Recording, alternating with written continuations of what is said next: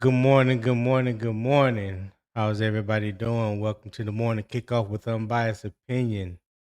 I am your host, Tony, also known as the Couch Scout Extraordinaire and Pastor Trenches. All right. Happy Monday to everybody. How was your weekend? How was everybody's weekend? Did everybody have a good weekend? All right. Uh, as always, this is where we talk football with no fake hot takes and no media spin, just facts first, football context, and a real debate. Make sure you hit that like button on your way in. I would greatly appreciate it. Also, if you have not subscribed to Unbiased Opinion Sports Talk, I would appreciate if you do subscribe to the channel. Turn on those post notification bells. Select all so you'll be made aware whenever I do go live, and that's Monday through Friday at 7 a.m. Eastern Time. All right. You can also check the links in the YouTube description for the Patreon and everything connected to Unbiased Opinion Sports Talk. We are part of the Carolina Armchair GM Network. And as usual, let's shake a little honey from the tree. All right. Hey, so who do we have in here first this morning? Quante Lewis at top of the morning, my guy. Hey, top of the morning to you as well, Quante Lewis. Thank you for tapping in. Make sure you hit that select button. Hit that like button. I said select button. Lord, I'm tripping already. Hit that like button for me. I greatly appreciate it. NH official say our player management is bad. Dog, there you go. You complaining and fussing already, huh? NH. I feel you though. Hey, make sure you hit that like button for me. I greatly appreciate it. All right. Nesnami said, Morning, Panther Nation. What's up, Nesnami? Really appreciate you tapping in this morning on this beautiful Monday morning. Let me say that. This beautiful Monday morning. All right. Papa said, what tea we spilling? Oh, I ain't spilling no tea, but yeah, we're going to talk about not a comment, but a subject that is near and dear to your heart, Poppin. So I hope you can join me on the panel. All right, we definitely going to get into that.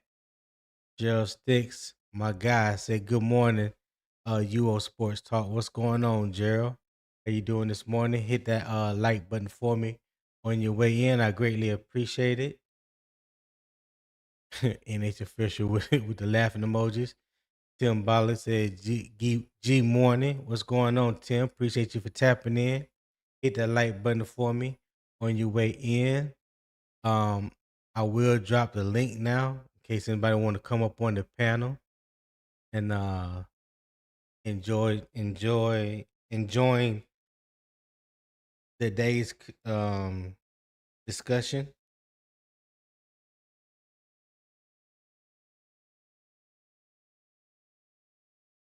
Okay, got what I was doing there for a minute.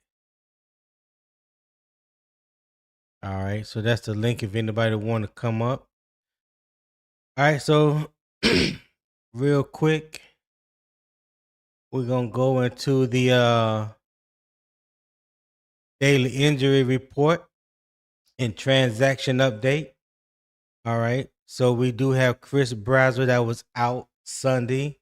Rehab with knee soreness. He was with the rehab group and he's currently being monitored. Robert Hunt and Mike Jackson both have what Dave Canales described as a camp back. All right. They did not practice Sunday. I know Robert Hunt also didn't practice Friday as well. Both are expected back soon. Transactions over the weekend. So the Panthers officially signed offense outside linebacker Cam Gill, who was also the 2026 UFL Defensive Player of the Year. This is his second stint with the team, so hopefully it'll be better than the first. We also signed defensive tackle Kyan Bars, defensive tackle Elijah Garcia, and cornerback DeCarlos Nicholson. All right. waived was offensive tackle Darrell Bailey, outside linebacker Jared Bartlett, and cornerback Mike Reed. All right, so that's what the transactions and the injury updates over the weekend. And the practice schedule is the Panthers are not scheduled to practice today. Their next practice is Tuesday, and Canales said that will be Carolina's first padded practice of training camp. So I'm looking forward to that. I'm looking forward to the reports that come out about the padded practice. The first day in pads. So that kind of give a indication, a better indication of what the first, 4 or 5 days of practice has been. Okay. Um, Yeah.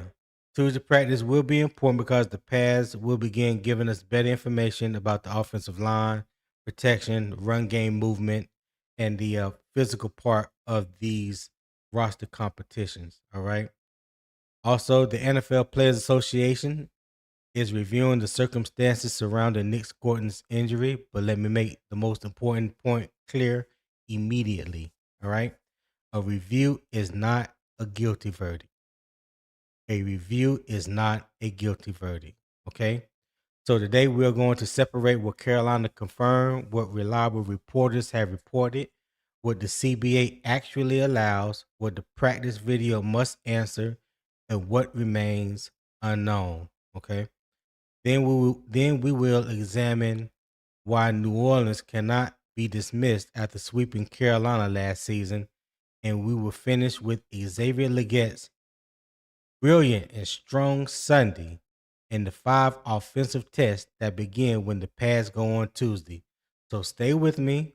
The conversation requires facts, not assumptions, as always. And let me bring my homeboy to the stage. Popping. Mr. Put them paws on him. What's happening? What's up, man? What's up, man? Bear with me if I'm headed to the country. So if I start sounding weird, I'll jump off. Yeah. I won't be surprised you start glitching. You know how I do. I would Yeah. not be surprised. I would not be surprised. So Nic Scourton suffered a season-ending injury during Carolina's first on-field training camp practice. The Mhm. NFLPA is now reviewing the circumstances, and the Panthers say they will cooperate. That makes this a serious player safety story. What it does not do is establish that Dave Canales or the Carolina Panthers violated a rule. The injury happened during the CBA's 5-day acclimation period. The rules prohibit live contact during that period, but they do allow full speed practice work on days 2 through 5. So that difference is critical. A proper mute your mic for me. Yeah, I turned that The off. correction, the correction question, the correct question is not simply did Scourton get injured during the final practice. The correct question should be what was the drill? What were the players instructed to do? How much contact occurred? What does the video show? And did the practice comply with the rules that apply to scoring on that specific day? That is where today's first half begins. All right. So let me remove that. All right. The Scoring NFLPA review investigation versus conclusion. So let's start by placing part of this story into the correct facts first category. All right. So you have the confirmed information. Nic Scourton injured his knee during Carolina's first on-field training camp practice on Friday and was carted off. Panthers placed him on injury reserve the next day. The practice occurred during the NFL's 5-day acclimation period under the CBA, though that period's exact timing depends on the player's reporting date.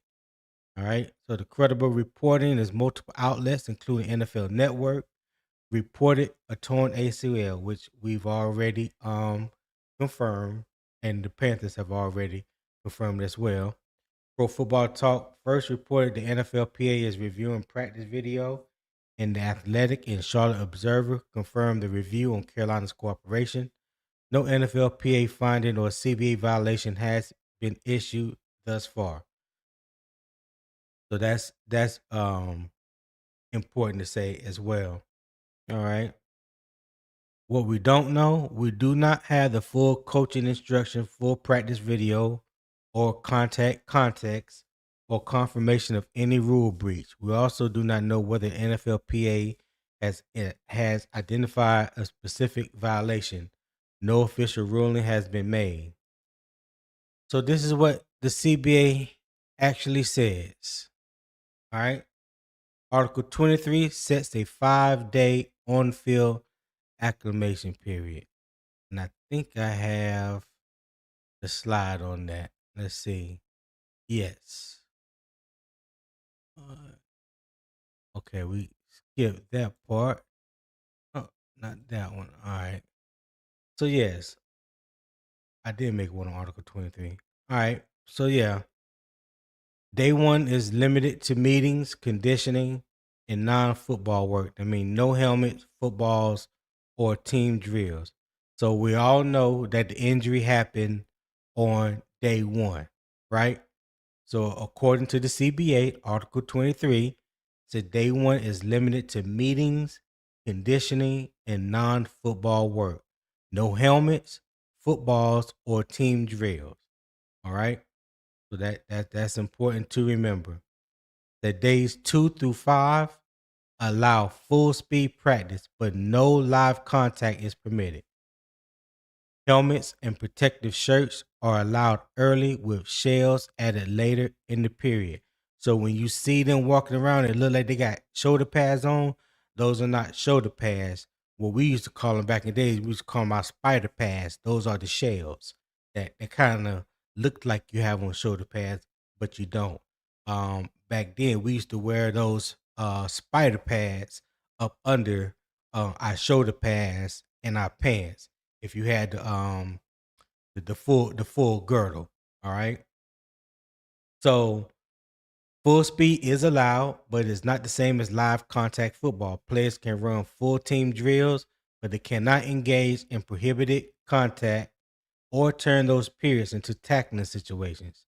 That's why a team running a team drill alone does not answer the question. The key issue is whether contact rules were followed in that specific rep. All right. That's important to remember. Whether the contact rules will follow in that specific rep. Rep. The NFLPA's review should determine whether coaching instructions, intensity, or execution cross the line into prohibited live contact. Teams are also required to film and preserve all practice footage, which gives the NFLPA and league a full record beyond clips or eyewitness accounts. So that is what the NFLPA is currently going through. They are currently going through their practice footage, which all teams are required to preserve and maintain in instances like this. So that's good that the Panthers had it and was able to make it available as well. All right. So Poppin, the first question goes to you, my friend. So Mm-hmm. given Scourton's season-ending injury during the acclimation period and no confirmed CBA violation, should Mm-hmm. fans suspect the Panthers or wait for the NFLPA video review before judging? What say you? Oh man, come on now. You know what world we live in. Of course we're gonna suspect and judge. I mean, who don't judge? We all judge. I No, mean, that'll be what are you gonna say, sir? What are you gonna well. say? Well, the unfortunate issue is that everything is put on social media.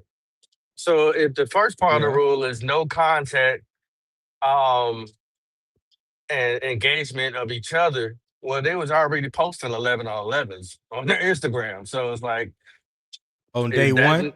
on day one? Yeah. So is that not which I believe I'm correct. Somebody make sure but I believe I've seen that on the first day. Uh, Mm-hmm. yeah, like is that not considered contact? So if I'm off, then I'm off. You know, so I'm not saying right, but I thought that there Well, were some 11 on 11 highlights that came out on day one, but could be wrong. Um, good thing is that Dave Canales has been through this already. He said yeah, back in his younger yeah. days in Seattle. So it's like he should know what not to do and what to do. So people are going to suspect. I'm kind of 50-50. If that's the case, if my memory is correct, then they're probably get hit with a fine, which ain't nothing like $250,000. And I think they lose like a practice. Well, unfortunately, I think that comes out of Dave Canales' pocket. But I mean, he's got money, so I mean, yeah.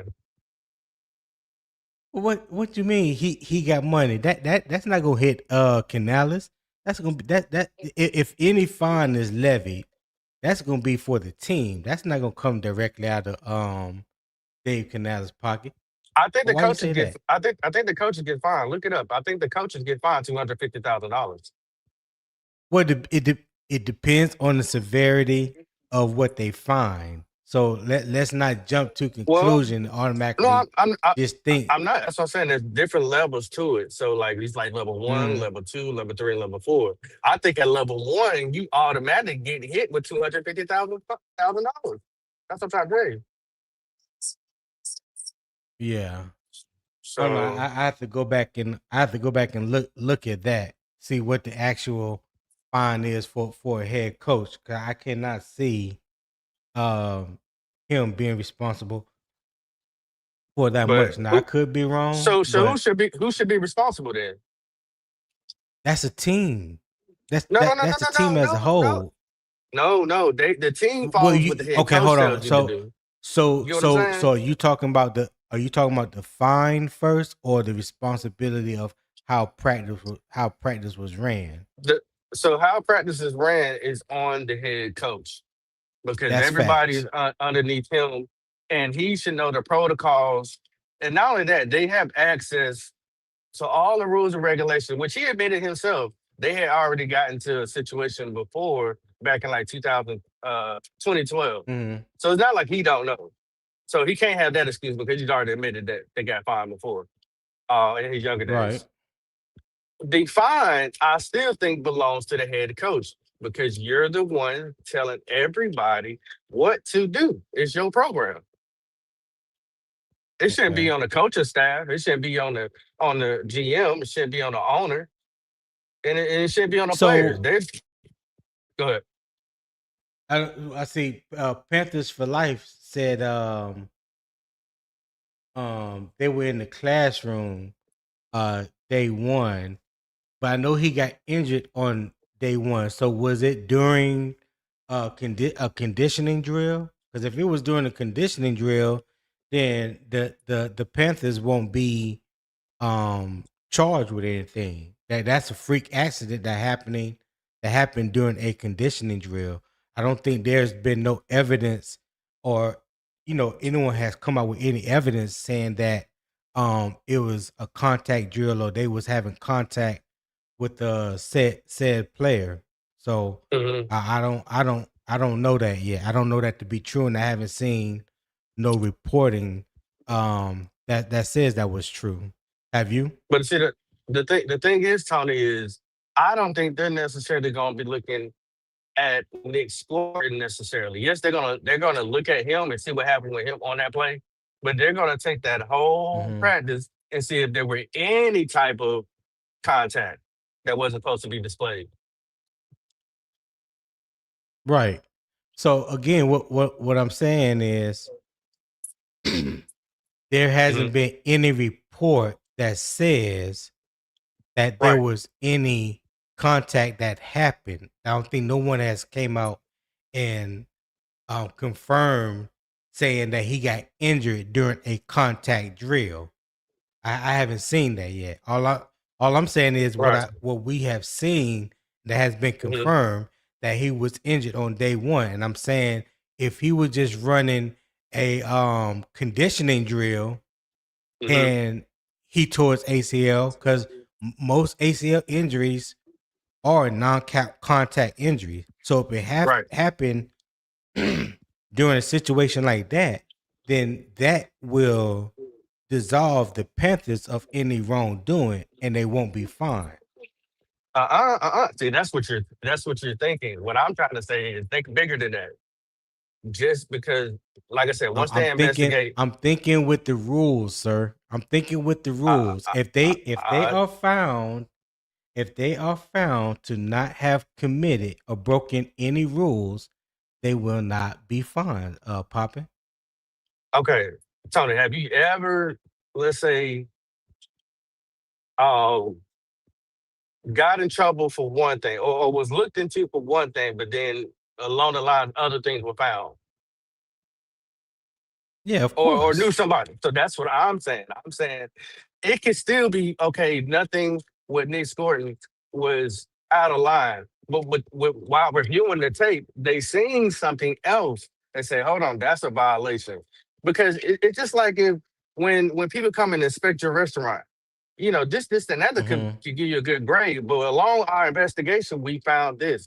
You can still get hit with a violation, is what I'm saying. Like, I don't think you're all the way off the clear just because you don't see anything happening with Nic Scourton.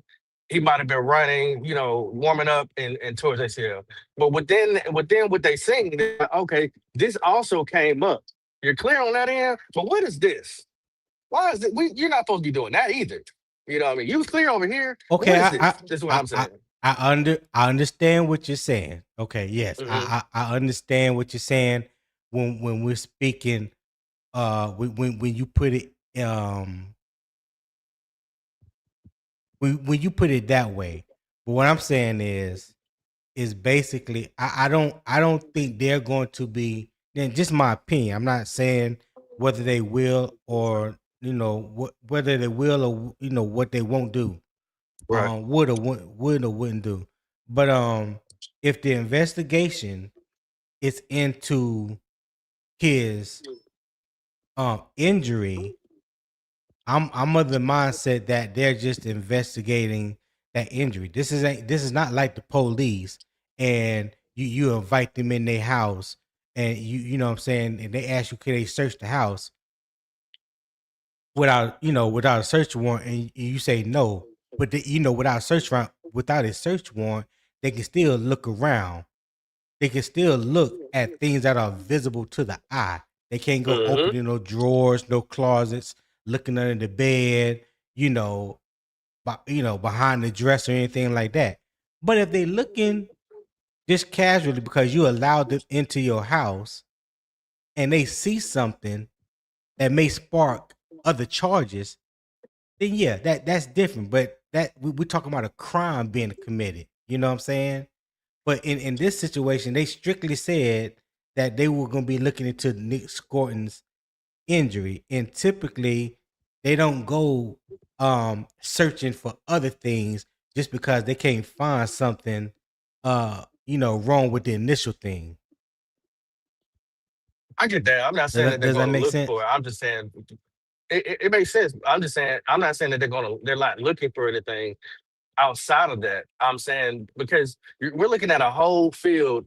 Because unless you're getting the tape redacted and you're sending it off to the CPA or whatever, I mean, then it's redacted. Certain parts will cut out as far as the practice. I don't know if they do that. It's too many questions.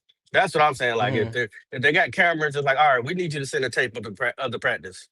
Or are they saying, okay, Right. we only want to see what part Nic Scourton got hurt at? So I'm not really sure how they're going about it. I'm just throwing Right. it out there that it's possible that other things might be exposed. Unfortunately. It's always good to be like, Right. "Dang, this wasn't what they're looking for, but I blatantly see, then this right here, it's out in the Yeah. open." So Well, they're not out the clear yet. pa- So pa- we'll see. Panthers for life. The veterans reported on the 22nd, which was Wednesday. The 23rd, which was Thursday, was the first official day of Mhm. practice. That's the day he got hurt. It wasn't the second day. It was the first day. The rookies Right. report on the 21st. The vets reported on the 22nd. The first day of training camp was Thursday the 23rd. All right. Gerald Sticks don't say practice was ended following the Scourton injury. Okay. And real quick, shout out to Square Circle. He said, Macaroni Tony, what's good, my boy? What's good, Square Circle? Appreciate you for tapping in. Hit that subscribe, hit that like button for me.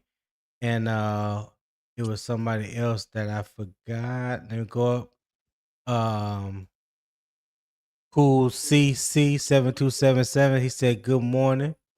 Good morning to you, CC. I mean, Cool C. I appreciate that. Candy Girl with the hand wave. What's up, Candy Girl? Appreciate you guys tapping in. Hit that like button for me on your way in. I would greatly appreciate it. And if you haven't subscribed, hey, make sure you subscribe to Unbiased Opinion Sports Talk. I would greatly appreciate that. I'm trying to reach my first goal of 100 subscribers. Right now, I'm at 95. So I need 5 more subscribers, okay, to reach my first goal of 100. All right. And Earl Locklear, Earl, he said, what's good, Tony? What's good, Earl? Appreciate you for tapping in as well, my guy. Gerald Sticks Jones, I appreciate you for popping in as well this morning. Hit that like button for me. Greatly appreciate it. All Can I ask you right, a let's question, Tony? see. Yeah, what's up? Oh, shout out to Panther Circle, man. I appreciate you commenting underneath my post. I appreciate it. Thank you. Yeah, Because it was only his hmm? real name is Square Circle. You got to say Square Oh, Circle. squirrel Yeah. circle. Okay. No, Square Circle. Yeah. Square circle. Okay. Yeah. You ever Uh, seen a square circle? uh nah, I ain't never It seen so no that means it don't exist, right? it don't exist. But I mean, hey, anything's possible in 2026. So uh Let me leave circle alone. Go ahead, man. What's your question? so do you think this is heightened just because there was only two teams practicing during this time, which is the Arizona Cardinals and the Carolina Panthers? Because what other reasons No. why yeah, I think it was only two teams practicing. No. This I was giving to answer your question before you finish. Go ahead. oh, My apologies. because or just because it's the injury, you know what I mean? And it's like, wow, the first day somebody's, you know what I mean, like or do you think it was something else that happened? Like it was something that was said, maybe to a doctor or to somebody who's around that probably like, made a light bulb go off and say, you know what, maybe we need to investigate. What do you think? Now we're No, I think suspecting. it's just plain. I think it was just plain and simple. An injury occurred, a devastating injury, season-ending injury happened on the first day of practice. And they have to do their due diligence and review the tape and make sure that all rules were followed on the first day of practice. I don't think there was any hit inside information that was given to the NFLPA. I don't think, all these other different things. I think exactly what happened is the reason why it triggered the NFLPA. Gotcha. So they're doing their due diligence and going back and reviewing the tape and make sure that all the rules were followed on the first day of practice. Tip Drill Cool. Will, what's going on, my man? Hey, good morning, fellas. How's everybody What's doing? what's up, Will? Good morning, good morning, good morning. What's happening? Talk to me. How was your weekend? Nothing. It was good, man. It was good. It was good. I was just listening to you guys. I was just wrapping up everything this morning, and I wanted to jump on and participate. Yeah. Well, we're glad that you're here. What do you think about this whole Nic Scourton NFLPA review, and do you think there was any um bad intentions or insider provided information that triggered the NFLPA to respond, or do you think that it was just a clear cut possible rule violation and they doing their due diligence by coming in and making sure that the rules were followed on day one? What you think? I don't think the intent to harm was there, or the intent to break the rule was there. I don't think that. Mm-hmm. Because if the intent the rule was to be broken and they broke the rule, like Poppin was saying, they were showing like, you know, uh 11 on 11 drills, 7 on 7 drills, stuff like that. So if they thought that they were breaking a rule, I don't think that they would have shown that. If that is if that is what breaks the rule. Well, it says on Article 23 of the CBA, it says day one is limited to meetings, conditioning, and non-football work. That means no helmets, football, or team drills. So if you were running 7 on 7 or 11 on 11 on day one, from the reading of Article 23, you are in direct violation of the CBA. Right. I agree. So if that's the case, I think that because it happened on day one, like if you're the NFLPA and your job is to protect the players, you're like, wait a minute, he got an ACL injury on day one, and it was just supposed to be conditioning drill and team meeting. How you take his ACL on a team meeting? Or to take a conditioning test. You know what I'm saying? How did that happen? That alone was you can't tear ACL on a conditioning test. no, A non-contact injury like that can happen. But it's fleetingly not less probable, right? It's less probable than if it was a contact drill or if they were running on 11 on 11s or stuff like that. If that's the case, that's why they probably said, well, let us take a look at this, make sure that everything's on up and up. Right. I think that that's where it's coming from. Let me look at this. Let me make sure everything's on the up and up on behalf of the people who pay our salary, the players that we are responsible to ensure that they are being protected, because they can't sit up there and argue with the coach and say, today we're not supposed to be doing, or we're only supposed to be doing meetings and conditioning tests. We ain't supposed to be doing nothing else. Next thing you know, you out on the street. Right. For being non-conformist. And you be like, well, they kicked me, they cut me because of this. You can't prove that. Right. So the play, I applaud the Play Association for checking in on it. But even if I think, I mean, I don't know Dave Canals personally.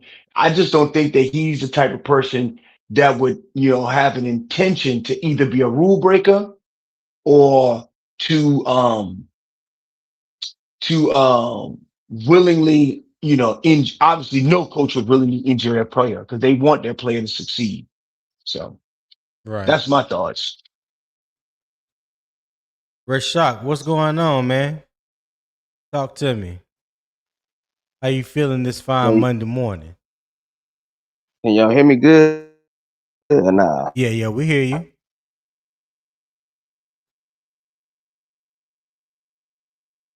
Yeah, there? I'm on my other phone cracked, so I had to use I'm on my Humble phone right now. You hear me? Yeah, I hear you. I hear you right now. Yeah.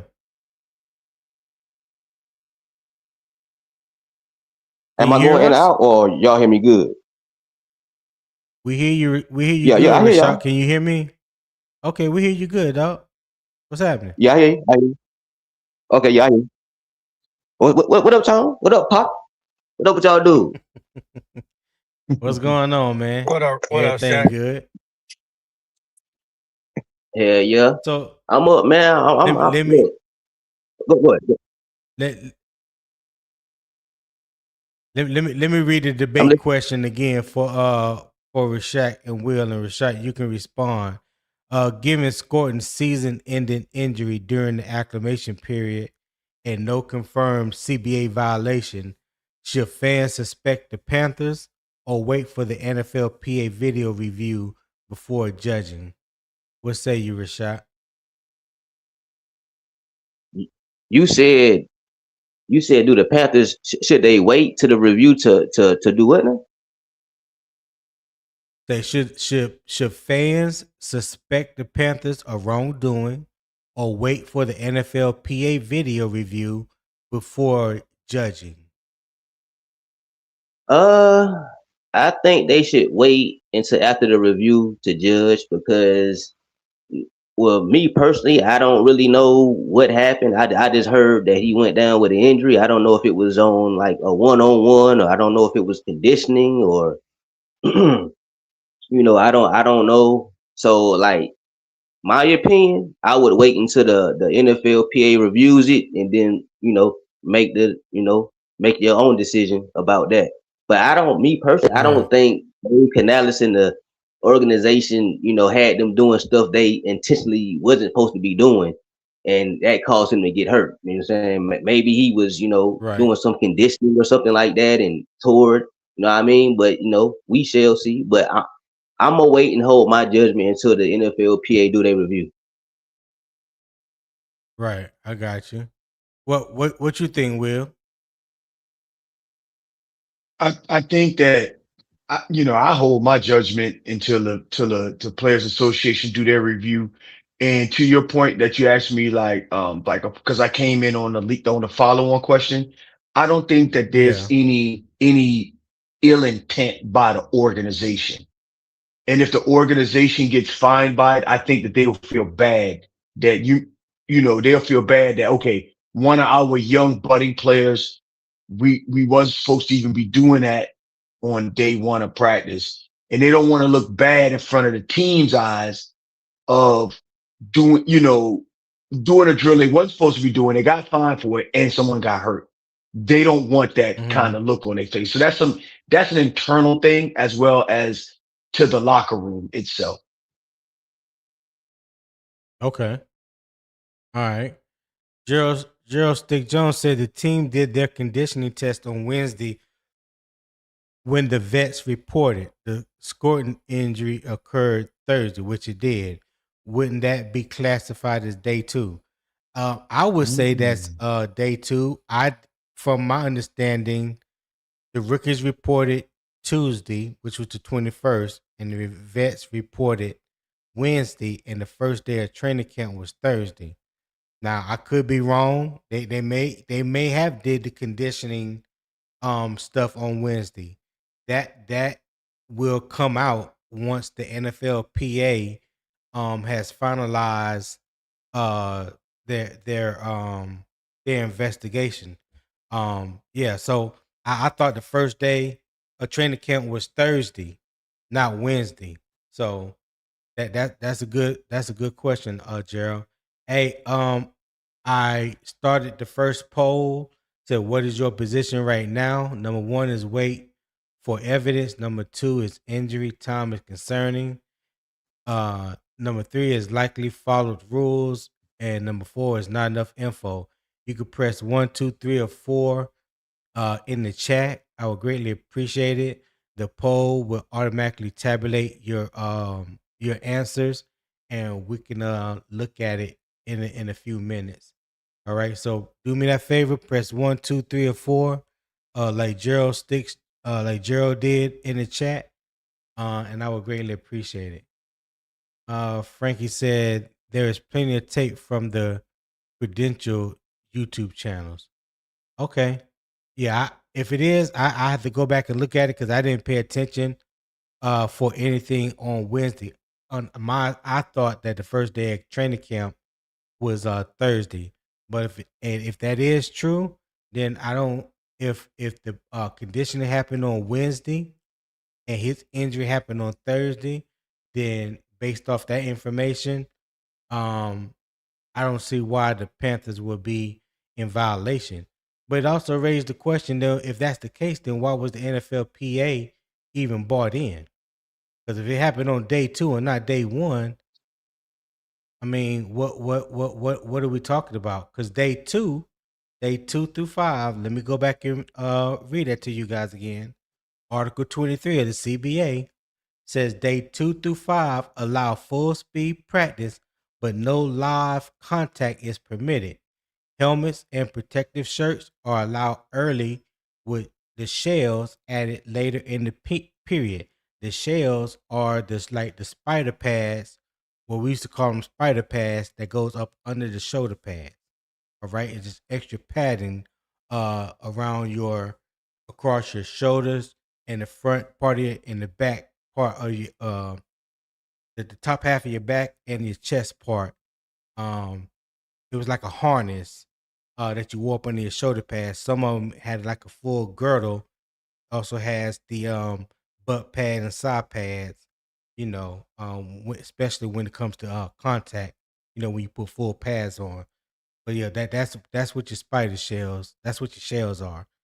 So those are the rules that allow on day 2 through 5, and it could be in a situation where it was full speed, during no live contact. How much of the contact is considered not allowed contact? I have no idea. All right. Poppin, what you feel about that? If it happened on day 2, like Gerald Sticks Jones just mentioned in the chat, and he tore his ACL. How do you feel about the NFLPA investigating that? Even though there was not supposed to be no live contact during that day as well. Because I do remember seeing Chris Brazzell going up to catch that ball in the end zone, and Mike Jack made contact with him. I mean, is that what you call contact just because you touched the player? Or, is it a little bit more aggressive in nature? Go ahead, Will. You answer that question since Pop and dropped off. Okay. So I don't know the nuances of this. It seemed like contact would Right. be, because it's football. So I think contact would be, now, they always say full contact was with pads. So, Right. um, I think that based off what you said about day 2 and day 2 and 5, day 2 through 5, and Mm-hmm. what Gerald Stick said, day 1 was conditioning test. That was the day that the veterans reported. Right. Then I think that it was just something that the PA association just checking on the third baseline saying, hey, we got a player that got injured very early in training camp. We just want to make sure everybody on the up and up. And then it'll Right. you know what? And all 31 other teams will be like, we need to pay attention because the player association is paying attention, and I don't want to lose no money, and I definitely don't want to lose no practices. Because can't they take away practices because of that? Well, they Yeah. can go to the league, and the league would determine that it did happen, and part of the fine violation is taking away a practice. And I don't think Yeah. any team would want that. Why in the hell would they take away a practice? Like that's dumb as hell. Like finding No, it's somebody not. is finding the organization, huh? No, here's the reason why. You got to think about it from the Players Association perspective. Their job is to Mm-hmm. protect players. They don't care if your team win a game or not. They're Right. the players' lawyers. They do not care if the Cleveland Browns win 100 games or the Detroit Lions lose 100 games. That is not their problem. Their total mission in life is to get the players, to protect the players, and to get the players the best work conditions and to earn the most money. That's all the Players Association is there to do. Right. Wow, I mean Yep. to take away a training camp practice because a guy well, if they do get found in violation, I mean, a fine is one thing, but taking away a damn practice, that's diabolical to me personally.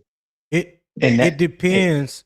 It I'm depends on sorry. how egregious um the violation is. Like I don't think they would just go to the extreme just because they found the violation. How egregious was the violation? Was the rules totally ignored? Was it something that was a one off that just happened that particular drill or play, what have you? When they reviewed the tape, was that something that had been going on throughout the whole practice, or just that one portion of the practice, or did it just happen that one play of the practice? So yeah, I don't think that the final decision is just gonna be one end or other. I think the punishment is going to fit the severity of the crime. Mm-hmm. Yeah. Yeah, I think you're So right. um Papa, I think you were you saying something before you dropped off? Yeah, yeah, you was asking me a question. Um, like I said, everything is put on Ah the shit, I internet. forgot.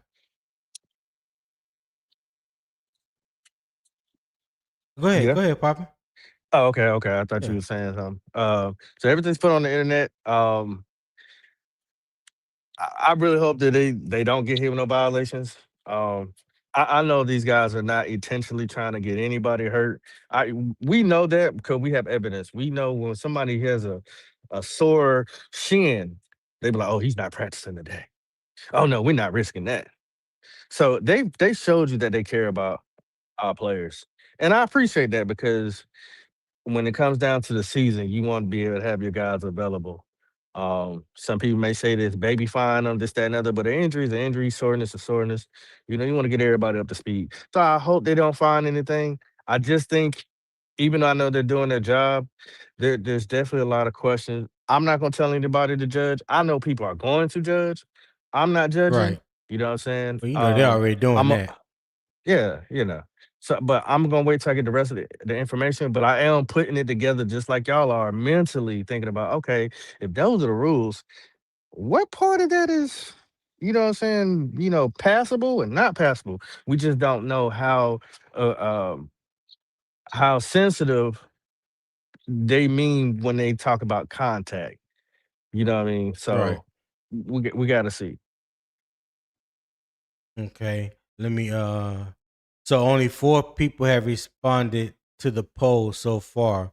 So I'm gonna give it one more minute and then I'm gonna stop that poll and we can move on from there. But let me ask you guys a question and Will, you can go first. Should the CBA place tighter limits on the first full speed practice even when the current rules were followed? Say that one more time. You said they should do what now?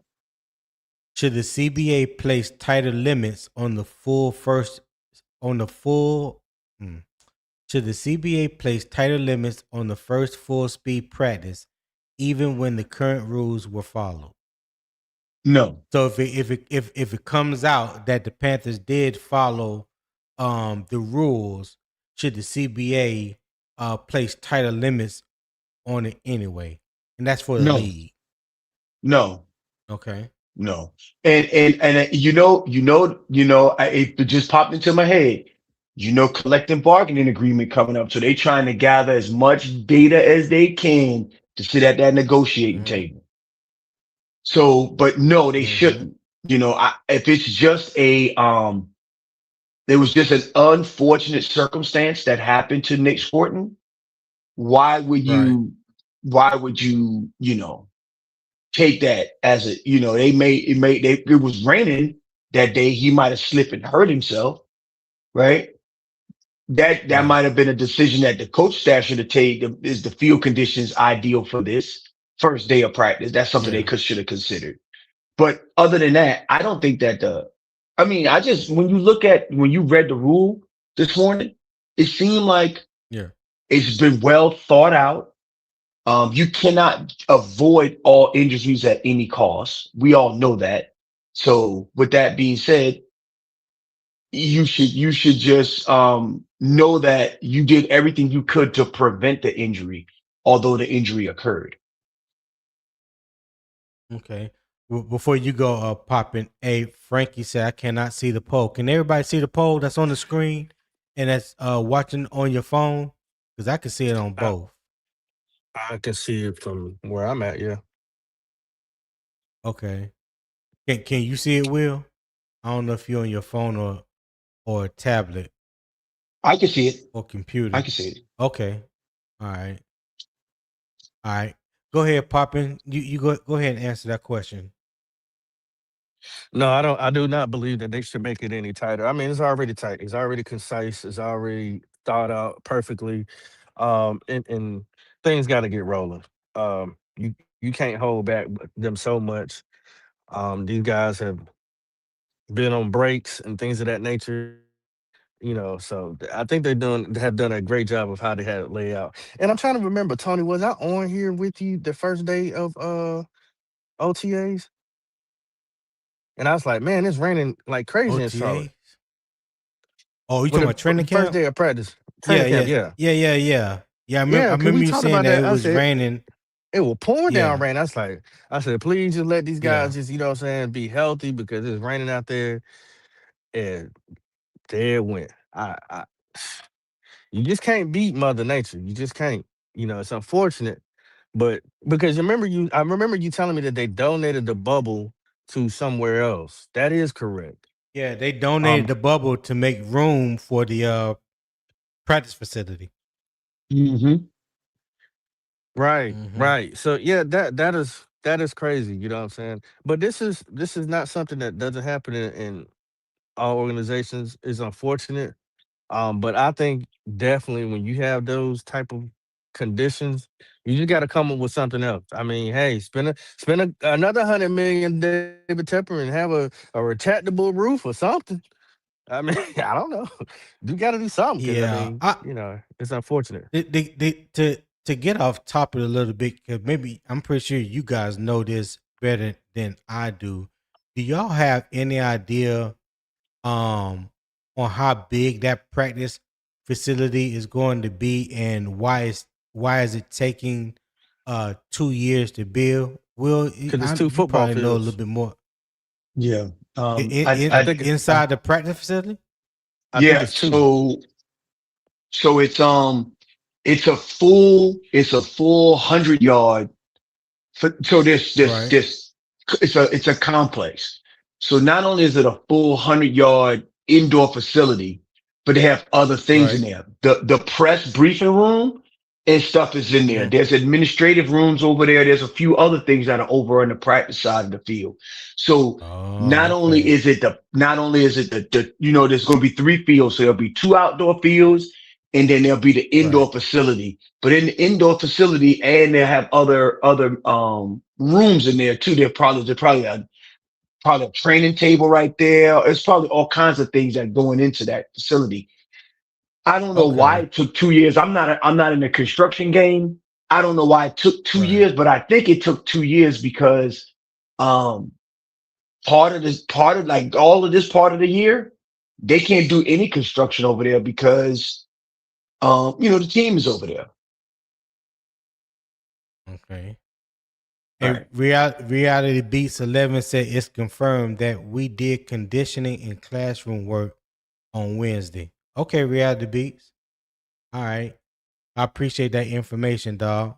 Where did you get that from? Let me know where'd you get that verified information from. And Frankie C said, yeah, you can see it in the background going to be huge. Okay. Yeah, it's a And Gerald, full 100 yards. Yeah.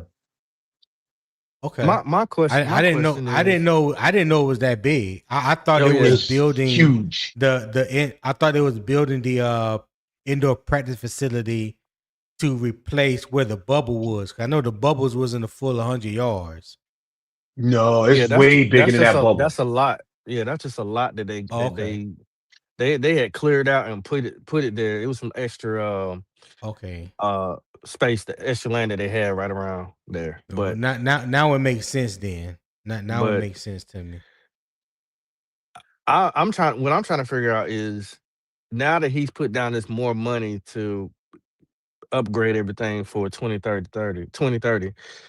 Um, I wonder if next year is it going to be still open for us to come down and see the practice? You know, how far along are they where it's going to be available, or are they going to push it back even further? Which I would not like, Yeah. but I'm curious of Will how much have they gotten done so far? I have to drive by there Will and go see. Will can answer that. Go ahead, Will. Yeah. 'Cause I don't Yeah. know. So this training camp is the last training camp. It's supposed to be 2 training camps long. Um, and Tony, I can look it up what the final building is going to look like, and then I can present it, or you can look it up. But it's not like it's like a actual facility. It's not just like a awning over a um a Over a awning field. over a field. It's not that. Okay. All right. Right. Yeah, you can look it up and just let me know, and I'll present it. I mean I saw renderings of it when they Okay. first Yeah. talked about it. I don't know if that's the same or has it changed or anything like that. But yeah, I I'll just look. I'll wasn't try to look it up. sure. I just wasn't sure on the magnitude of the size of it. Just by looking at that rendering, because that rendering looked like it was just a like you just said, like a glorified indoor practice facility that you see most colleges have. You know, I didn't know it was gonna have the um other offices and training tables and stuff like that into it. So okay. Frankie says state of art training facility. And let me bring our brethren up here, Will, the prowling veteran, Nick What's up? Glazy. What's happening? Whoa, whoa, what's up? Hey, I'm Will, good. Nick out there, with his spaceman suit on. Look at him. What spaceman suit? Oh, you talking my headphones? Hey, look, Nah, these big. I thought your shirt looked like one of the workout shirt Nah, workout nah. thing. Yeah. Hey, Nick, get somewhere and do some damn work. Sitting around here wasting our time, man, running my light bill up. Hey, look. I've been at work since 6:30. Already. Yeah, Already. I was. Will Yeah. Will don't know nothing about that. He get up at 6:30 to go work out. He ain't sitting in front of the computer that early in the morning. No, no, Yeah. sir, no, sir. They don't pay. They don't work me that hard. They don't work me that Yeah. hard. Nah. Well, they don't work me that hard. I decide to come in this early so I can leave extra early. I feel you on that. I do the same Shit. thing. So I be trying talk to to. me. Talk to me, Nick. What's going on? Nothing, man. What topic y'all on? What topic you was talking about now? We're talking about the NFLPA doing their investigation on the Panthers, and we was talking about Article 23 of the CBA. Okay. You know what is allowed in What is the allowed first in day of the? practice and the second through fifth day of practice. Mhm. So the the debate question. Let me go back to that real quick. It said given Scourton's season-ending injury during the acclimation period and no confirmed CBA violation, should fans suspect the Panthers or wait for the NFLPA video review before judging? What say you? I think you got to wait till the review to see what was what. Um, from what I was hearing, he just stepped awkwardly, and that's what happened. I heard it was non-contact. So Oh, all you saw a video? You saw actual no, video? no, I heard them talking Oh, about okay. it on Okay. and they said that it was non-contact. They said he looked like he stepped awkward and then he went down.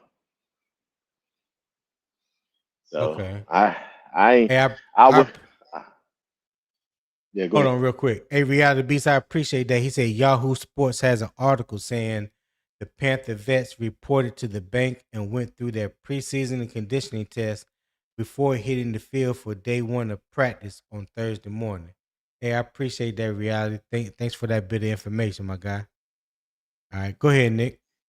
Yeah, I don't think it's gonna be a big. I think that at the end of the day, the NFLPA is just doing their job to make sure they're protecting their players and make sure ain't nothing happening. I mean, I feel like at this point, some team gets hit with some sort of fines every year. So, it is. I mean, I just think they got to do whatever they got to do and look into it, see what happened.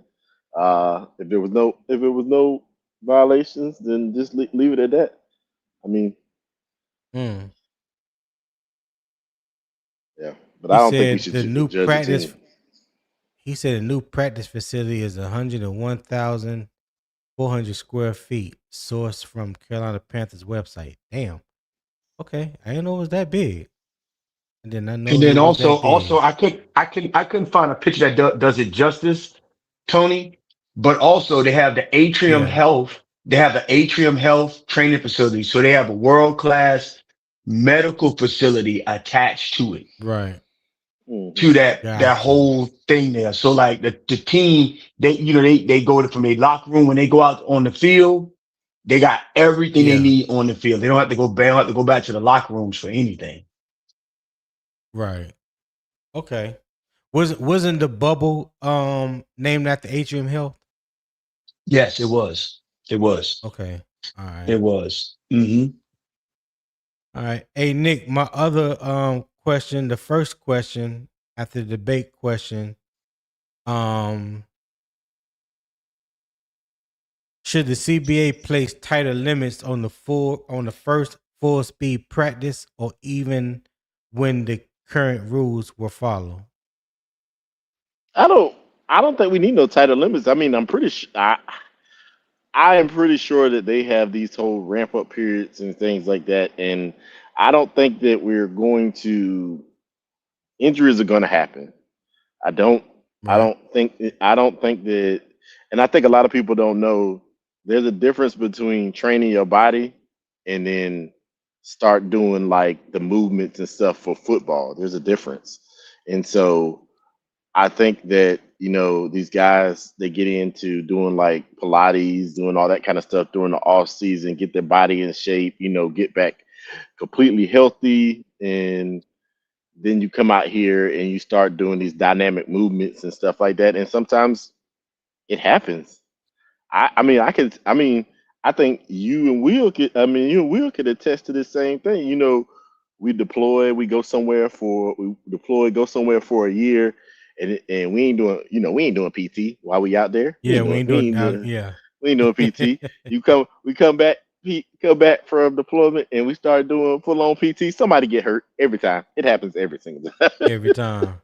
time. Well, Me, yeah, I am that injured soldier. we running 2 miles this morning. Shit, who ran 2 miles? Hey, Yeah. me, I am Matter of that fact, injured soldier. I'm See? I'm going straight to sick call. You ain't about to play me. Yeah, so you try to get back into doing that type of stuff, coming back from deployment life is, you got to have like some sort of ramp up period, but that's what they Yeah. trying to do. All that That's what they drinking I did trying on to block Yeah. leave too. Shit. Man. do. Hey, I remember a time, man, when I first went in and when I first got to Bragg, they said Fort Bragg had the most fitted alcoholics in the world. I That is had no true. idea what they meant.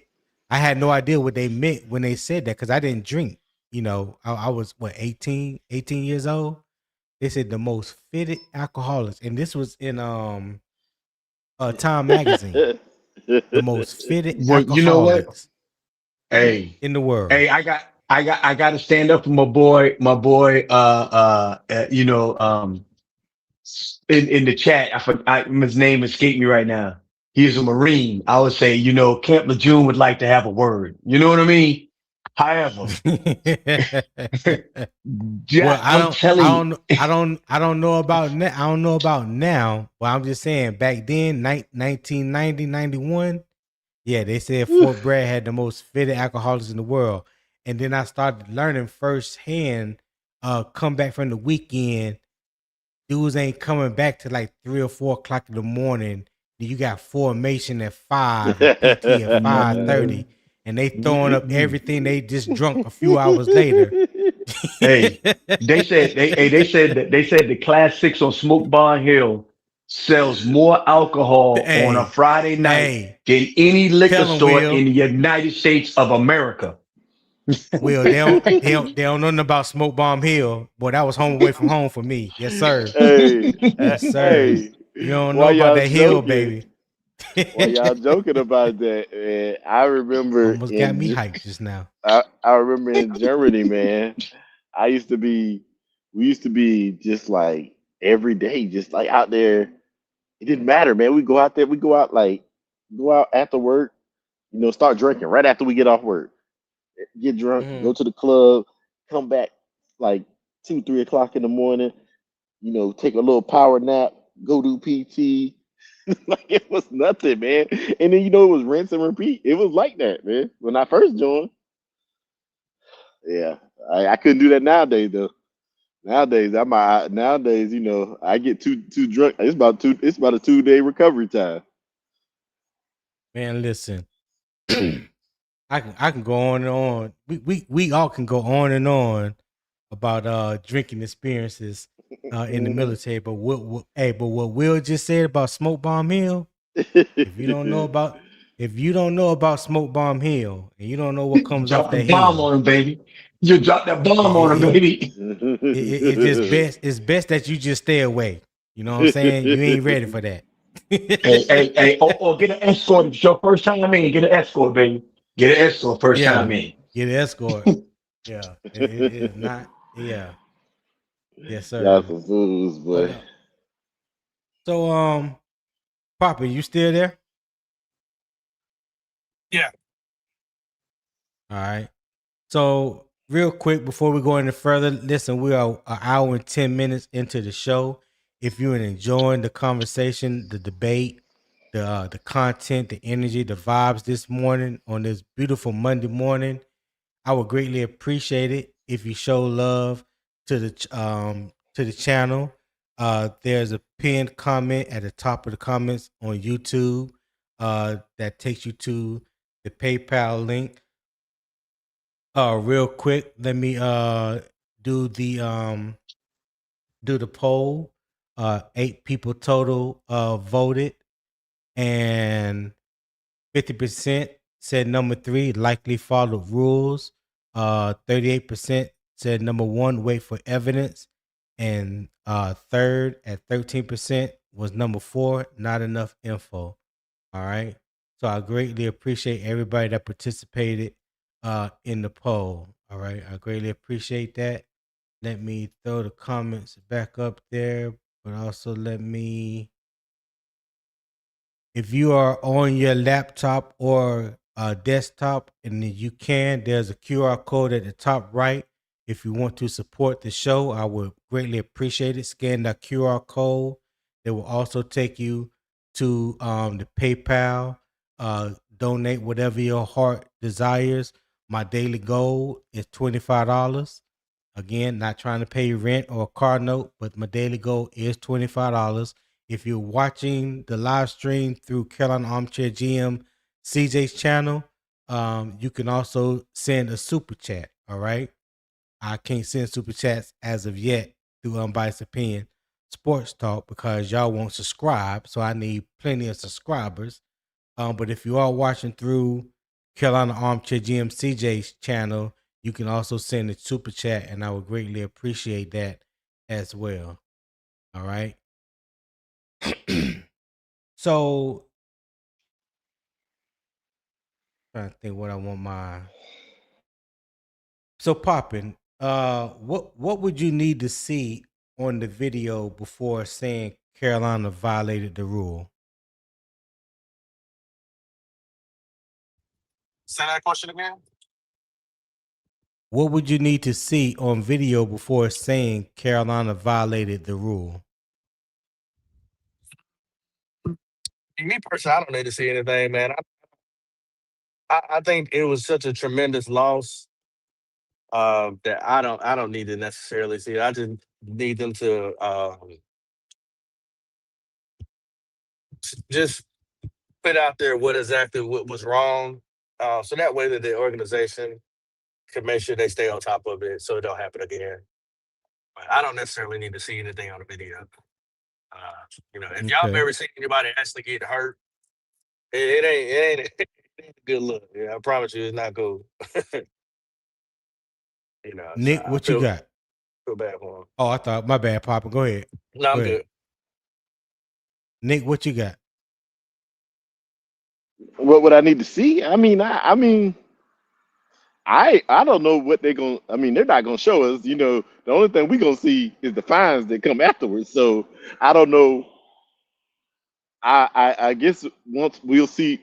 I just need to see the fines are put in place and saying that they violated the rules. And the bad part about it is 9 times out of 10, if they feel like they violated some part of the rules, we'll probably lose a day of practice or something like that. Like the coach will get fined and the team will get fined, and then you lose a day of practice. So I don't know what past that we would be looking for. Okay. Will, what you got? Y'all hold me down for a minute, but go ahead. Will, answer that question for me. I don't need to see anything, man. All I know is that if there is a violation, it will show through the video. Everything will be in 8K, right? Um, and even if it was a violation, I just don't think that the intent was there to do harm. And I know I'm looking at it from a two. I know it's not a two-part question. Did you violate the rule, and was the intent there? But for me, I think the intent matters. Did they intentionally mean to do that? And I don't think that that's the case. Other than that, I think that's all I really need to know. Did they break the rule? Yes or no? If they broke the rule, what all do I need to do in order to correct? What do they need to do in the future to correct it? And don't take none of our practices away, please. They are. That's usually what happens at this point. As you know as well as I So know, so Will.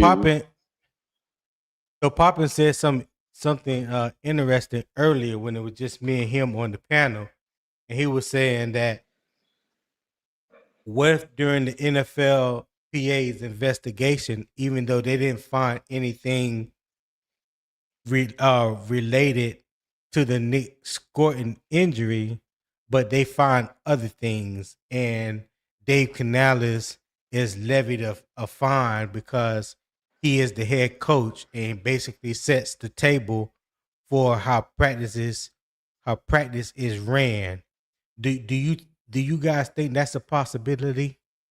Yeah, yeah, and that's you damned if you do, you damned if you don't. At the end of the day, if they review your footage and they find nothing wrong with what was going on with Nick Scourton, and then they look at the film and they find something else, that's what's going to happen. They're going to guard it. I mean, the coach is going to get fined if they find anything.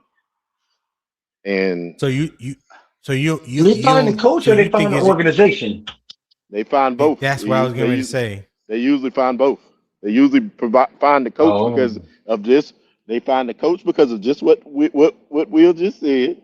I mean, not Will, what Tony just said, and then they find the organization also, and then usually they come for, if it's egregious enough, they come for practices. Well, that's what I was saying earlier. It has to be like egregious enough to where, in my opinion, where the fine will reflect on the head coach. I think they get What the you head think, coach Will? in. I think they get the head coach anyways because of what you call because of just like what you said, they the one running the practice. Frankie said they did nothing wrong. I don't believe they did neither, but we'll see. What you think, Will? I don't think they did anything wrong at all. I mean, if you're saying that, Gerald Sick was talking about, conditioning was that day, and that was really the second day of practice, really the first day of on field stuff.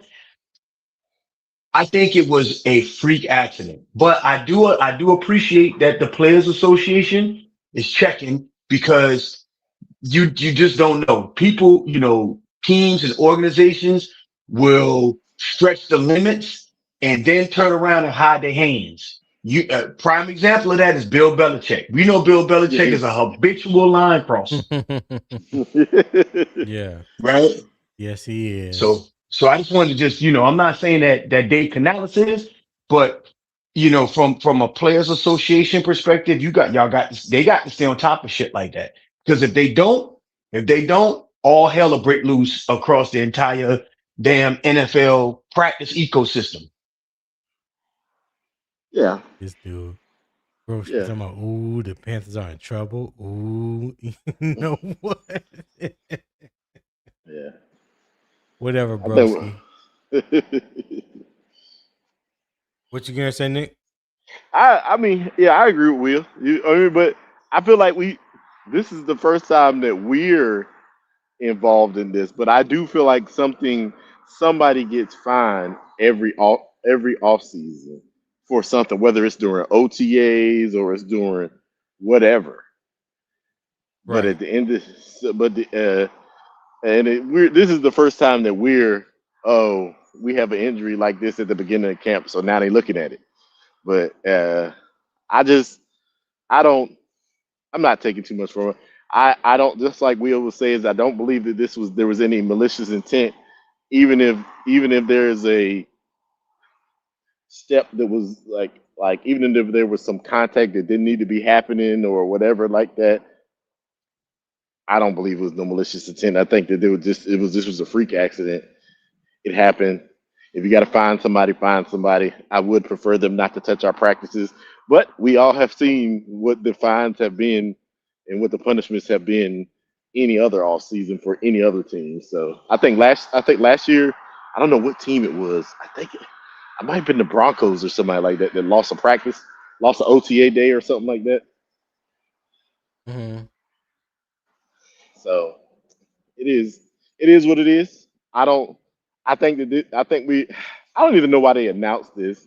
I don't feel like it is as big as what they're making the scene.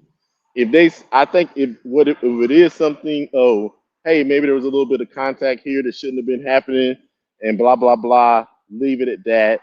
You get your fine because it did happen, and just leave it at that. I think it's just something that we haven't been involved in, and I feel like I feel like the Carolina news people have to make some news. Right. Right. Poppy, you got anything before we move on to the next topic?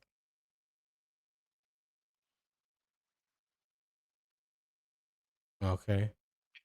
I'm good. Bravo.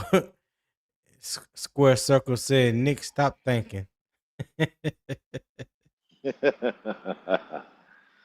All right. So the responsible position is not complicated. Review the practice, protect the player, apply the CBA, then reach the conclusion. Anything else is getting ahead of the facts. All right. So now we move from what happened inside Panthers camp to an opponent Carolina cannot afford to overlook. The New Orleans Saints swept the Panthers last season. All right. They beat Carolina once with Tyler Shuck and making only his second career start, and then beat them again in the game decided by a field goal in the closing seconds. So let's take a facts first look at what New Orleans is building for 2026. All right. So let me change my banner here. So today's spotlight is on the New Orleans Saints. All right. Let me go back up here to my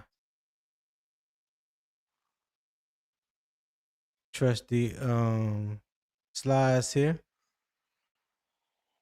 Move this. Still waiting for somebody to show love, donate to the channel. I greatly appreciate it. If you have donated and I don't know it, let me know in the chat so that way I can properly shout you out. I would greatly appreciate that. Again, the first thing to understand is that the Saints have not started their on-field training camp practice yet. New Orleans is scheduled to begin camp Wednesday the 29th with its first public practice Thursday. So we played them twice this year. Week 10, November 15th, we play at New Orleans in the Caesar Superdome. And week 14, which is December 13th, we play them at home at Bank of America Stadium. Those are two late season divisional games with a 4-week stretch. If the NFC South race is close, these games could directly affect division record, tiebreakers, and playoff position. All right. So what happened in 2025? Simply put, New Orleans swept Carolina. In the first meeting, Tyler Shough made his second career start and threw for 282 yards and 2 touchdowns. Saints won 17-10, and their defense held Carolina to 175 net yards. In the second meeting, Shough threw for 272 yards and 1 touchdown. New Orleans won 2017 on Charlie Smith's 47-yard field goal with 2 seconds remaining. Across the two games, Shough threw for 554 yards and 3 touchdowns. That is not projection. That is production Carolina has to answer. All right. So for the starting point, for a season, Shough completed. He passed for 2,384 yards, 10 touchdowns, 6 interceptions, in 11 appearances as a rookie. He also rushed for 186 yards and 3 touchdowns. Okay. He enters 2021 as the Saints QB1. The Saints signed Zach Wilson to provide experience depth, but this is Shough's offense unless his performance changes the plan. All right. Chris Olave is coming off his best NFL season, 100 receptions, 1,163 yards, 9 touchdowns, and second team All-Pro recognition. New Orleans then drafted Arizona State wide receiver Jordan Tyson with the 8th overall pick. Tyson gives the Saints another explosive receiving option opposite Olave. The Saints also added Travis Etienne Jr. to a backfield that already includes Alvin Kamara. All right. So what you see here up on the screen, what Carolina must prepare for. So there's 4 things. Number 1 is Tyler Shough's timing. You got to disrupt his first read and force him off schedule. Okay. Number 2 is Olave and Jordan Tyson. You got to prevent free releases and explosive plays. Number 3 is Kamara and Travis Etienne Jr. Maintain edge discipline and tackle clearly in space. And number 4, defensive structure plus execution. You got to handle disguise, simulated pressure, and protection changes. Number 4 is something that we definitely didn't do last year when playing the Saints. They disguised their coverage very well. We couldn't handle the simulated pressure, and or the protection changes because Keontae Taylor had our number. He was dialed in whenever he played us. He was the number one thing that Carolina had to worry about on offense is where Keontae Taylor was, and for some reason we still couldn't find an answer for him. So the question is, given New Orleans' sweep of Carolina in 2025 and added more offensive support around Tyler Shough, are the Saints the most underrated NFC South threat to the Panthers? Go ahead, Nick. You can go first, and then Poppin. Uh this I mean, at the end of the day, it's a division game. Division Hold opponent. on, hold that thought, because I did invite this young man to be on stage today, Jay Live. So he's the Saints fan. So Jay Live, you are right on time, sir. So you just let me know. I will drop the link if you want to hit the panel and support your team. Yeah. Let me drop that link real quick. And we can make that happen. Go ahead, Nick. You gonna get Jay Lies a link? Yeah, yeah.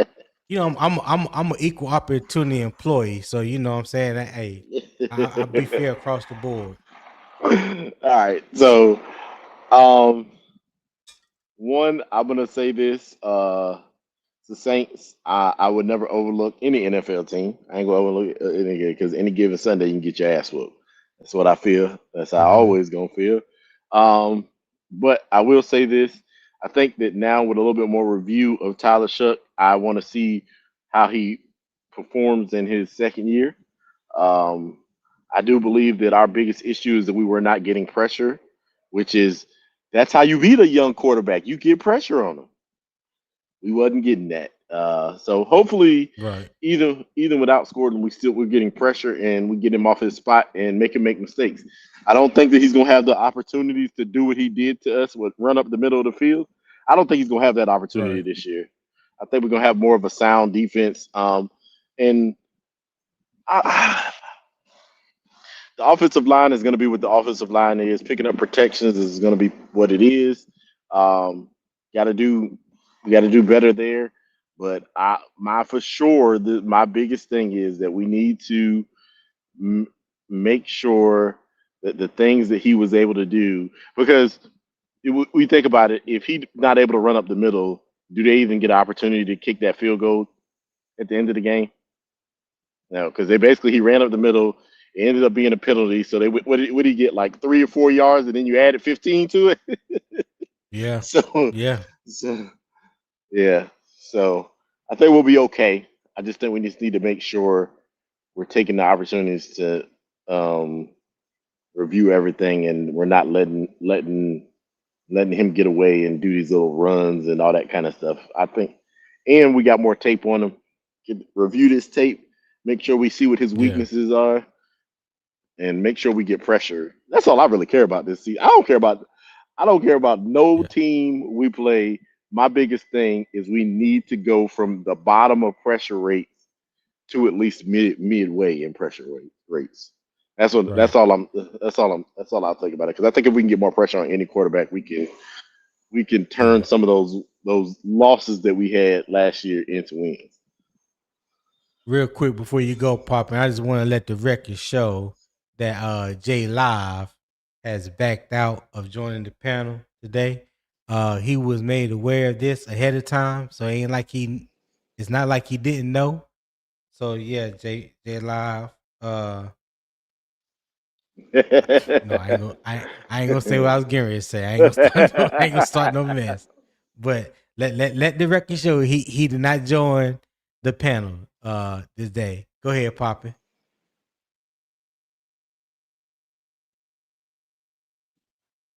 I'm actually let Will go first, so I can get away from these good people I'm in front of. Okay, Yeah, go ahead, I, Will. I'm ready. Um, so from what I noticed from what you was explaining about their addition instead of subtractions, they didn't do a lot on defense. Am I right? Right. I haven't seen a lot of additions on defense. I've mainly been seeing it on offense. Yeah. Right. And they did bring back Granddaddy, the edge rusher, Old Man River, Cam, right? They did bring him back. They Yeah. did bring him. Yeah. So Yeah, the blonde hair wonder. yeah. Hey, hey, hey. So what I would say is to that point is number one, I don't think that we obviously we weren't that far, when we lost both of those games against the New Orleans Saints, but divisional games will Right. always be close. Divisional games will always be close. What I would say is um our defense is vastly improved. Not only on getting pressure, I think that we are going to be able to do better in that department with Pat Jones being Hmm. healthy, and we're bringing on um uh y'all got now you want me call now you got me calling the man Jason with Phillips. Oh, Jalen Phillips, Jalen JJ. Just call him JJ. JJ Phillips. JJ Phillips. Jesus, now you got me calling the man JJ. Okay, but with him coming in, Yeah. but the middle of that field and having Devin Lloyd to be able to stop the run, I think that we will be able to avert that Travis Etienne and that Alvin Kamara running attack. I really believe that we match up well against them. I think that it's going to Right. be a lot tougher fight than it used to be. However, if our offense put their offense in a very precarious position, like we did last season, we were up by 10 points in the end of the third quarter. I think that this Right. defense would not allow them to score 10 points and win that game. 13 points and win that game. I just don't think that would happen with this defense we have constituted on this 2026 season. I just don't think it'll happen. Do you think that Devin Lloyd would allow Tyler Shuck to run up the middle for damn 29, 30 yards before he got hit? No. Wouldn't happen. Nah, At least I don't think it you would got happen. a good point there. At least I don't think it would happen. So with that being said, I think we match up well. Divisional games are always tough, so I am not besmirching what the Saints got going on. But I'm saying this not to be sarcastic. They got to show me better than they can tell me. Tyler Shuck played 11 games. Good. He did fair. But now He only there's played tape 9. on him. 9 games. Now there's tape on him. What will our offense, what will our defensive coaching staff line up against him and do? Because if they can match up and defeat Matthew Stafford, they should be able to handle this. Yeah. So Okay. that's my thoughts on it. All right, Papa, what you got? And it said Tyler Shuck played in 11 games. Now 11 appearances. I think he only started 8 or 9, but he appeared in 11. Yeah, we only count starts. Yeah. Yeah. We don't count I starts. got you. What you got, Papa? So I think with the Saints is that what they have built is a lot better than what they had previously going on. I think they are a slept on team in the division. But I think they're a team that will which I think the Panthers have been, but they're gonna be one of the teams that'll keep you out of going to the promised land. They may not necessarily get there, but if you sleep on them, they'll keep you from going. So disappointers is what I call them. They're gonna disappoint you from getting where you're trying to go. It's too much. There's not enough continuity. A lot of new moving parts. Newer head coach. Newer quarterback. He hasn't sat in front of the defensive that our quarterback has sat in front of. Even though y'all know how I feel about Bryce Young, but Bryce Young has at least been battle tested. I can give him that. Won't take that away from him. Tyler Shaw, on the other hand, even though he's definitely showed some spark of what he got, he still hasn't seen everything yet. It's only 9 games. They are very high on him. He's their new Messiah. They have now called him Tyler Drew Brees, Dan Marino show. I have been in contact with him. They say we do not know what a franchise or a MVP or a Super Bowl quarterback looks like. They say he is one of those. So I'm waiting to see it. Shout out to them. I don't think that you should fear them, but the question I have to ask them, I ask Panther fans. No, man, I'm not going to change the subject. Let me stay on topic. I think because they're about to go down a whole nother road. I think that they have vastly improved. They're just unproven.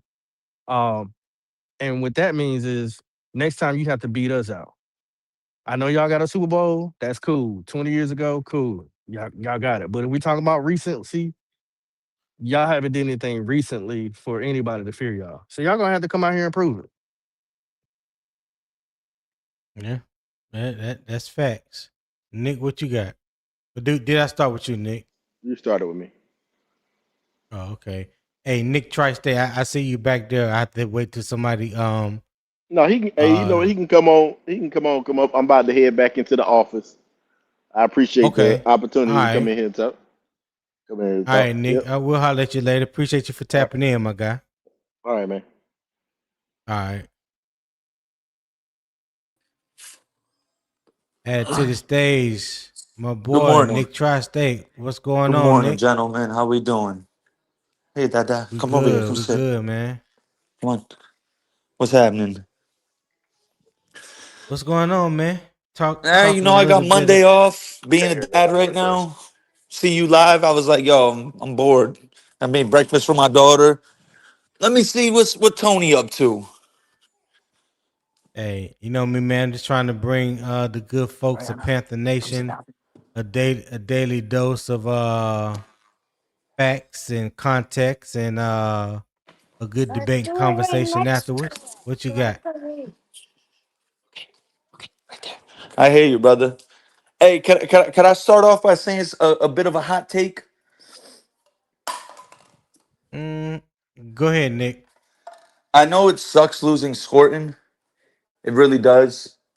But Mm-hmm. you know, he is like the seventh best player on our defense. So, I'm gonna be Okay. glass half full on that situation.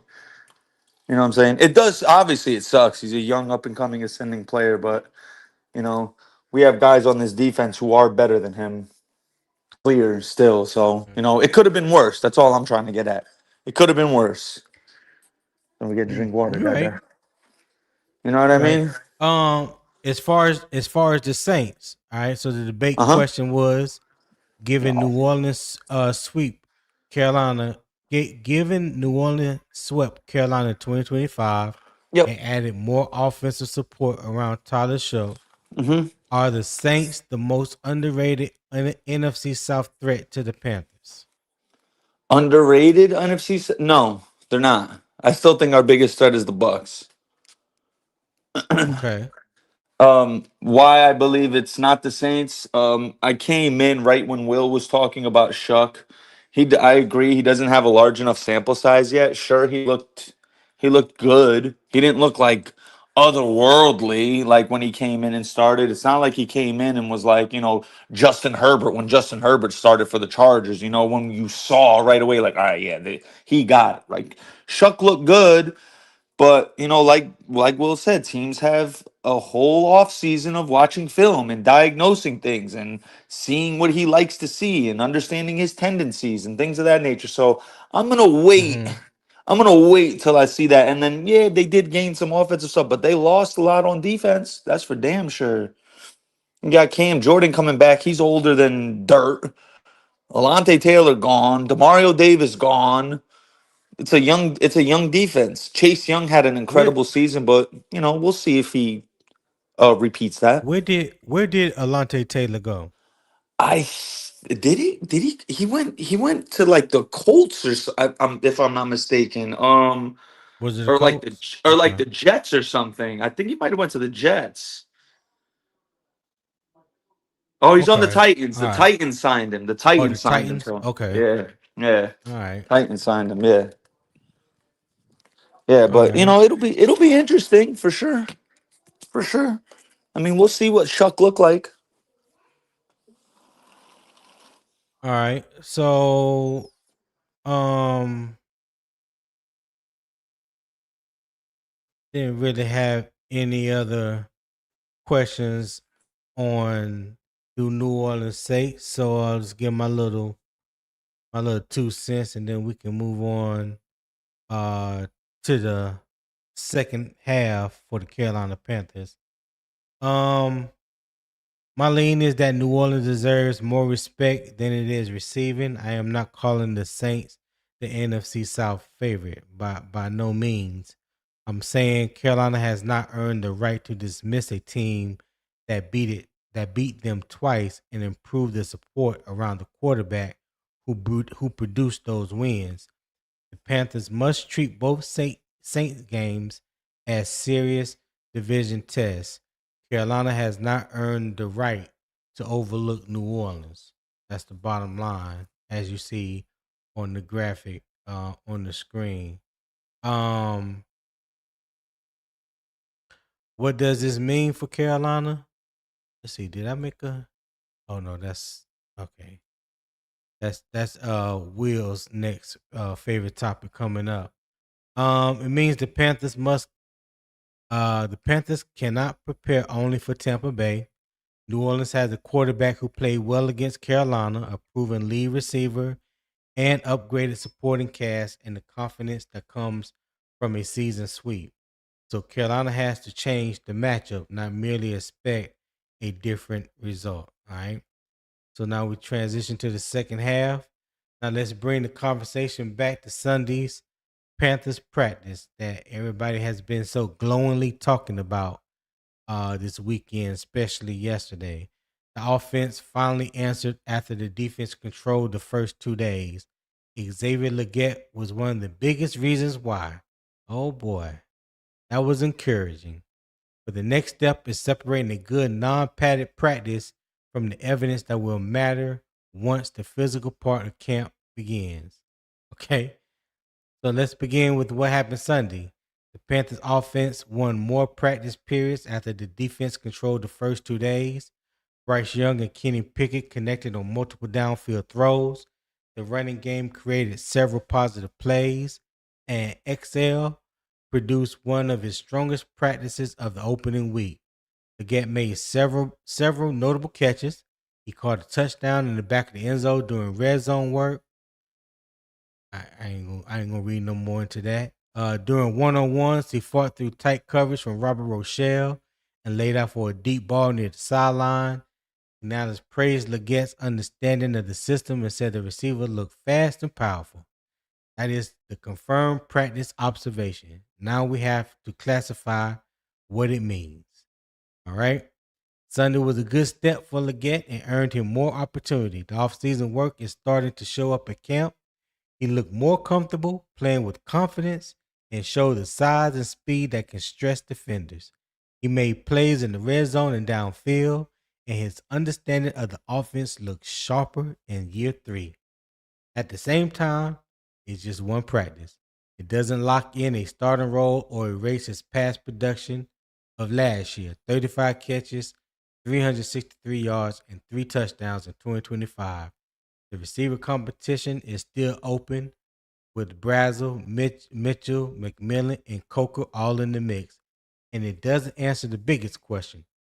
Consistency when coverage tightens and real games begin. It's a positive step, but not a verdict. All right. So I'm gonna ask the question. Will, you can go first. Has Legette moved ahead in Carolina receiver competition after his strong Sunday showing, or does he still need padded practices and preseason games to prove it? What say you, sir? Talk about it. Okay. Let the glazing begin. Oh, I'm sorry, me say No. Wait, see, look, Tony, I can't believe you would even say such a mean-spirited thing that. as That that. was You my. know what I mean? I thought the mic was muted, man. My bad. I thought I So, hit couple mute. of things. Number one, you said you made it the way your question was alluded as if he wasn't in the number 3 spot.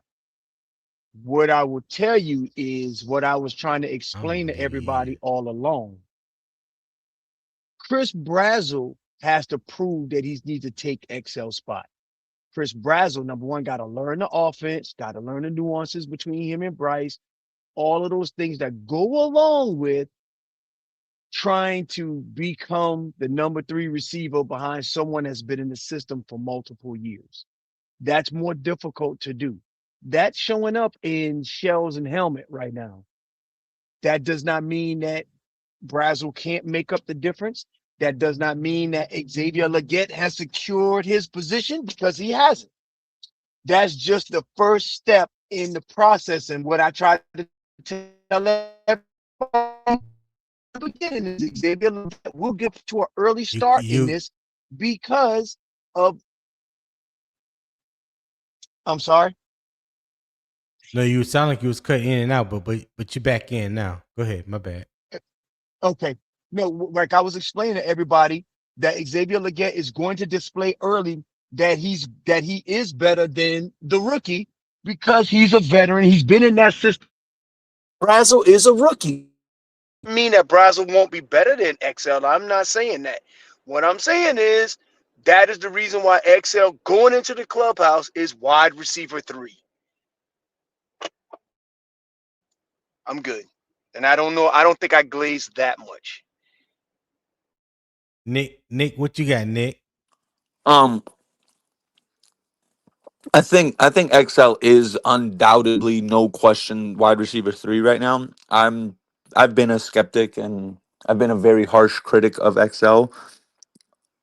I know that for a fact, but I'm fair enough to understand that yes, Brazel is a rookie. He would have to have a Victor Cruz type preseason for him to jump XL. You know what I mean? He'd have to completely show out, which I don't anticipate that happening.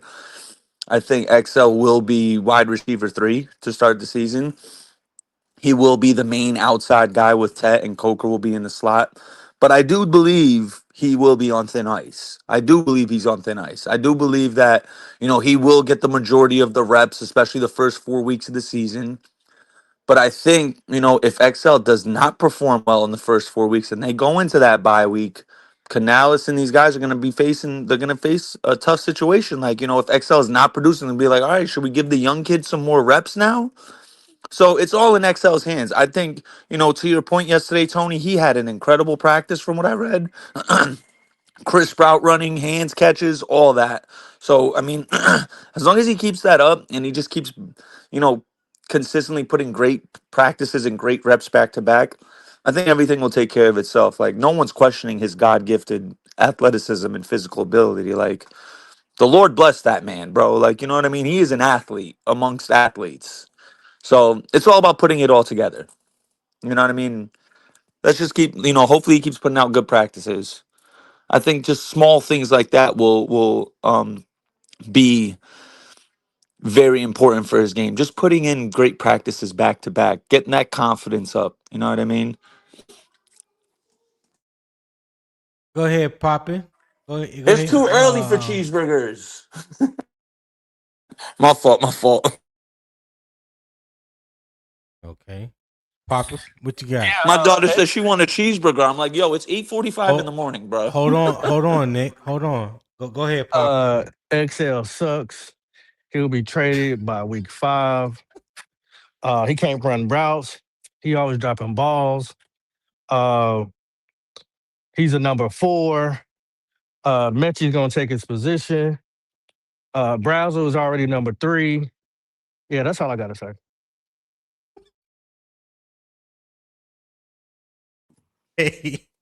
Hey, listen. So, of course, everyone heard my description and what I said earlier. Some Nick, can you mute your mic because I hear myself in your headphones? Yeah. Um, but yeah, there was some what's the word I'm looking for? A little bit of not non-truth to what I was saying. Because I don't believe that he's going to be the number 3 receiver when it comes to week 1. Has he entered training camp as a wide receiver 3? That's a strong possibility. But I've always been of the mindset that there's 2 other guys that he has that has strong contention for that wide receiver 3 spot, and that's Chris Brazel and David Moore. And to their credit, both run better routes than XL. Both of them have better hands than XL. David Moore has definitely shown that he's more dependable than XL. So when I look at those factors, and I just factor it in based off production on the field, no statistics. When I look at who Bryce trusts when it comes to third downs, critical situation, things of that nature, those things factor into play yesterday. A lot was made about his quote unquote excellent practice yesterday. I laughed at it. I still think it's funny.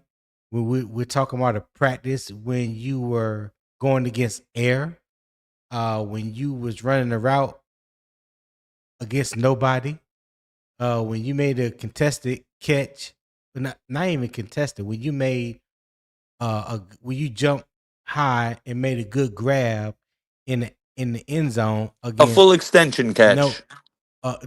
nobody. So I remember after year one, the off season, he had video out with working out with route guard, and I was like, ooh, okay, he working on some of the things that we didn't see his rookie season. So maybe this is going to make for a better year too. Didn't pan out that way. Then you see him again working out with the right route guard. The way that he's releasing, and the shiftiness that he was showing in his route. And then you say again, ooh, maybe that can happen. So I'm of the mindset, fool me once, shame on me. Fool me twice, that's shame on you. Like, I ain't finna give you too many more times to prove your worth. I'm just going to go off of what I see. And right now, I just don't understand how people put so much stock in what they see in practice when there's no defenders and there's no pads. We all know XL is a big boy, 6'1", 220, 222. He trimmed down from 230 that he played at last year. That's good for him. But I need to see all that translate on to the field. And right now, what I've seen so far the first 2 years is reason why I wasn't high on him in the first place. So I'm definitely not on either side of the fence when it comes to Xavier Legette. I have really no high expectations for him. I think he's just who he is, you know. So that's my take on that. Anybody want have any Yeah, I'd like to rebuttal? jump in. Yeah, did you watch that highlight in mute? What you On mean in mute. mute? Did you watch it on mute? The highlight. uh, Uh, yeah, probably on Twitter. Yeah, yeah, yeah. yeah. See, that's your problem right there. You should have unmuted and listened to what the play call was, because he called out the route and he called out what uh-huh. type of pass it was going to be. It was a high pass. So Mhm. he had to run it a certain way and he had to jump forward because that's situational football, situationals, right? That's why I Mhm. think it was good, because there's going to be time where you're down there in the red zone and you're going to have to get those 50-50 balls that he wasn't getting last year. Just saying. I mean, hey, but the boy's trash. You know what I mean? Yeah, Can yeah. I? Get him out of I here. mean, so let me just say this one last thing. We all know that Xavier Legette can do no good. We all know that. So it would not matter if he had done anything different or better or worse or better. He's a very polarizing figure, and people don't believe in him. Right? He has to prove that. He has to prove it on the field, and to say that he, somebody who ain't put on a set of shoulder pads is wide receiver 3. I'm not saying that anybody on this panel said that, but to say that somebody who ain't put on shoulder pads yet is wide receiver 3 Mhm.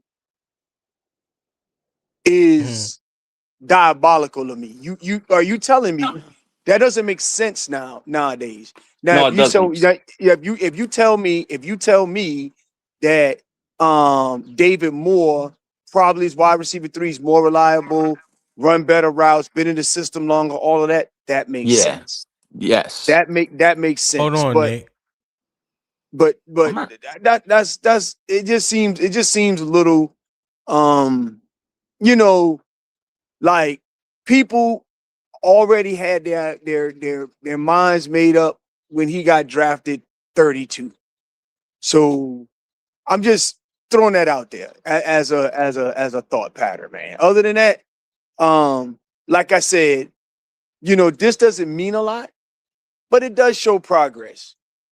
It doesn't mean that he's won the position, but no one's gonna give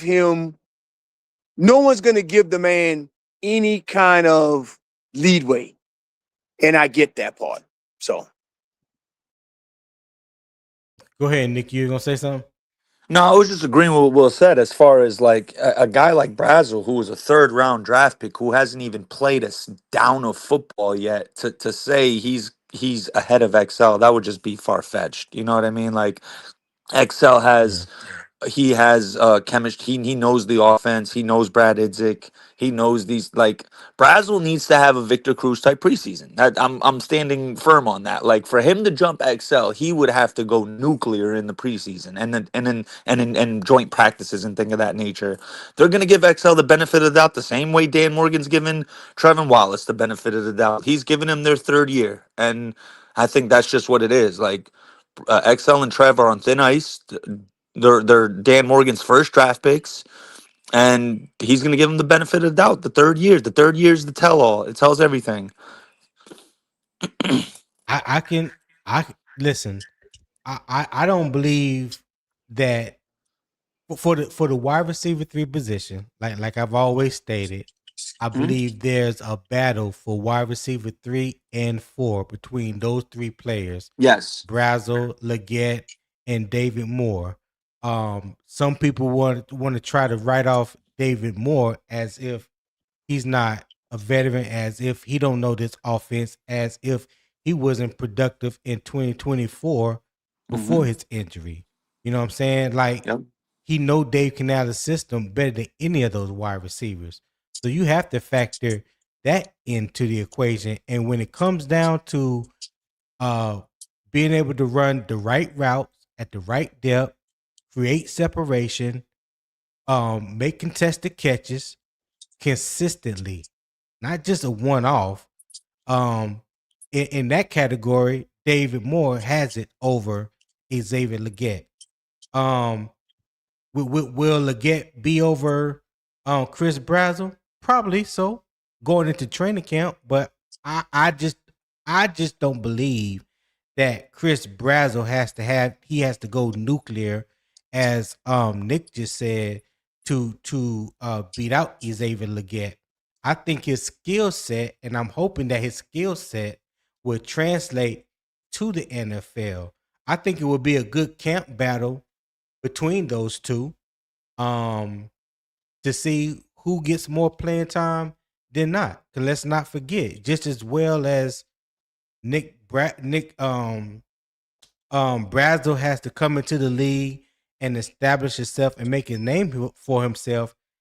XL ain't really made a name for himself up to this point, and the name that he has made, majority hasn't been a good name. So let's just keep it 100 when it comes to that. So like I said, I was never an XL fan from the day we drafted him. So what's going on right now, what he's going through, I'm not surprised.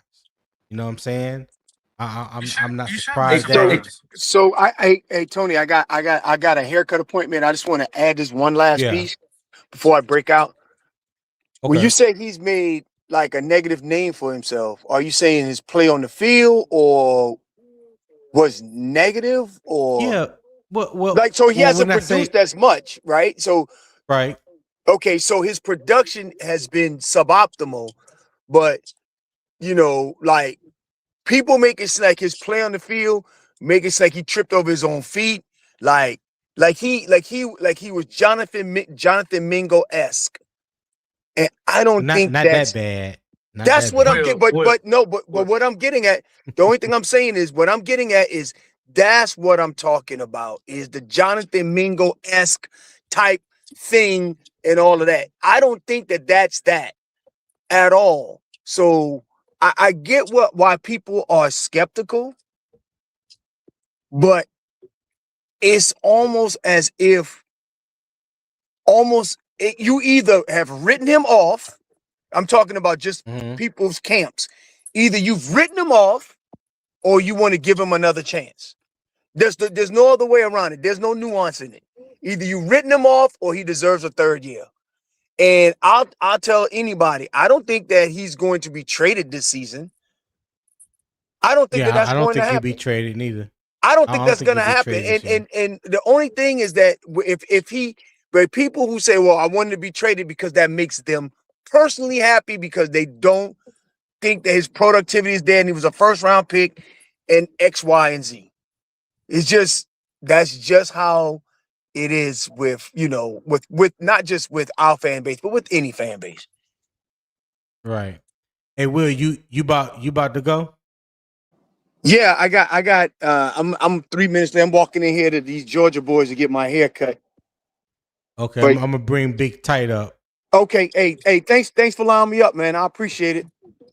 Hey, you know what it is. Anytime, my brother. Okay, later on, y'all. All right, later. all right, Will. Big Tight, what's happening? Not much. What's going on with you, Tony? Man, I can't call it. 6 in one hand, half a dozen in the other. Call it even, I guess. You know. Hey, appreciate the show, man. You be keeping me entertained in the morning in the truck, man. Hey, man, Big I greatly Tizite. appreciate that. Yes, sir. Yes, sir. Talk to me, Big Tight. What's on your mind? Oh, no, man. I just want to talk a little bit about what y'all talking about with the situation with Excel, man. And I agree with what you've been saying, man. As far as because you know, like I know, Tony. You know, them first couple of days when you're in t-shirts and shorts and hell, man. You know how them guys be out there catching like they land swan until they put on them Right. pads. They be out there like land swan, then they put on them pads, get alligator arms. You know what I'm saying? But yeah, I agree with you, man. I think I'm gonna wait and see how he do once they put on pads and in preseason. I'm gonna see how he do then, man. Because from what he's shown. I'm not really a big fan of what he done shown so far because of what he, the move they made to go get him. So Yeah. I just wanted That's to what agree it with is you right on there. what you were. Yeah, I just wanted to agree with you on what you were saying. No, I appreciate So, what let me you were ask saying. this. Go ahead. Hold that thought. Hold on, Papa. 1 second. Hey, shout out to Reality Beats 11 for the $9.99 super chat. He said Canales said with Brazel there he can put Tech in the slot. He didn't say he can do that with XL. Bryce said he trusts Brazel. He didn't say that he trusts XL. Brazel has a big chance to beat XL, guys. Hey, I ain't say it. Wait, Well, Bryce said hold he on, hold trusts. on, Wait, hold what did he on, say? Just Bryce said because He he he said trusts didn't Bryce. mention Brazel. a person, hold on. Just because he didn't Oh, mention really? a Bryce person, came out publicly and he said he trusts Hold Brazel. on, Nick. Hold on, Nick. Hold on. What'd you say, Papa? Oh, I can't even just hear, Papa. because Let me fall out. just because he didn't mention somebody's name in the specific conversation does not mean he don't trust them there either. Like we're just reaching for stuff now. I can say, oh, I trust Tony. You know what I'm saying, to go on the slot. And I could put Nick on the outside. But that doesn't mean I don't trust Big Yeah. Tight to go on the slot either, just because I didn't mention Big Tight's name. You know what I'm saying? That's how we do it. Like, come on, like that's elementary, bro. We can't do that. I tell you what, I know what it is, and then the problem is that we have our ears, but we don't always want to remember what we heard. You can go back to the very first day that they drafted XL. I understand that people want to hold him to the expectations of a first round pick because that's where they picked him at. So y'all gonna hold it over And his head. rightfully so. And I get that. Just And like I rightfully hold it over so. Bryce's head. So if I got to sit here and hold Bryce to his hurt standard like y'all want me to and have care and passion, y'all got to do the same thing for XL. But past that part, is that they told y'all that he gonna take a long time to develop. Nobody wants to hear that though. Nobody remembers this. You can literally look it up. Did So I he already knew, okay, hold this guy's gonna popping, take some time. They're going to pick him hold at the first did round. But what did he expectations are you holding say them to? Are you holding them to at the did first round pick because you got to pick that at first round, or are you holding them to the expectations of what the Carolina Panthers said that they was holding them to? That's the difference. mm. Well, are you asking me specifically, or are you saying that in general?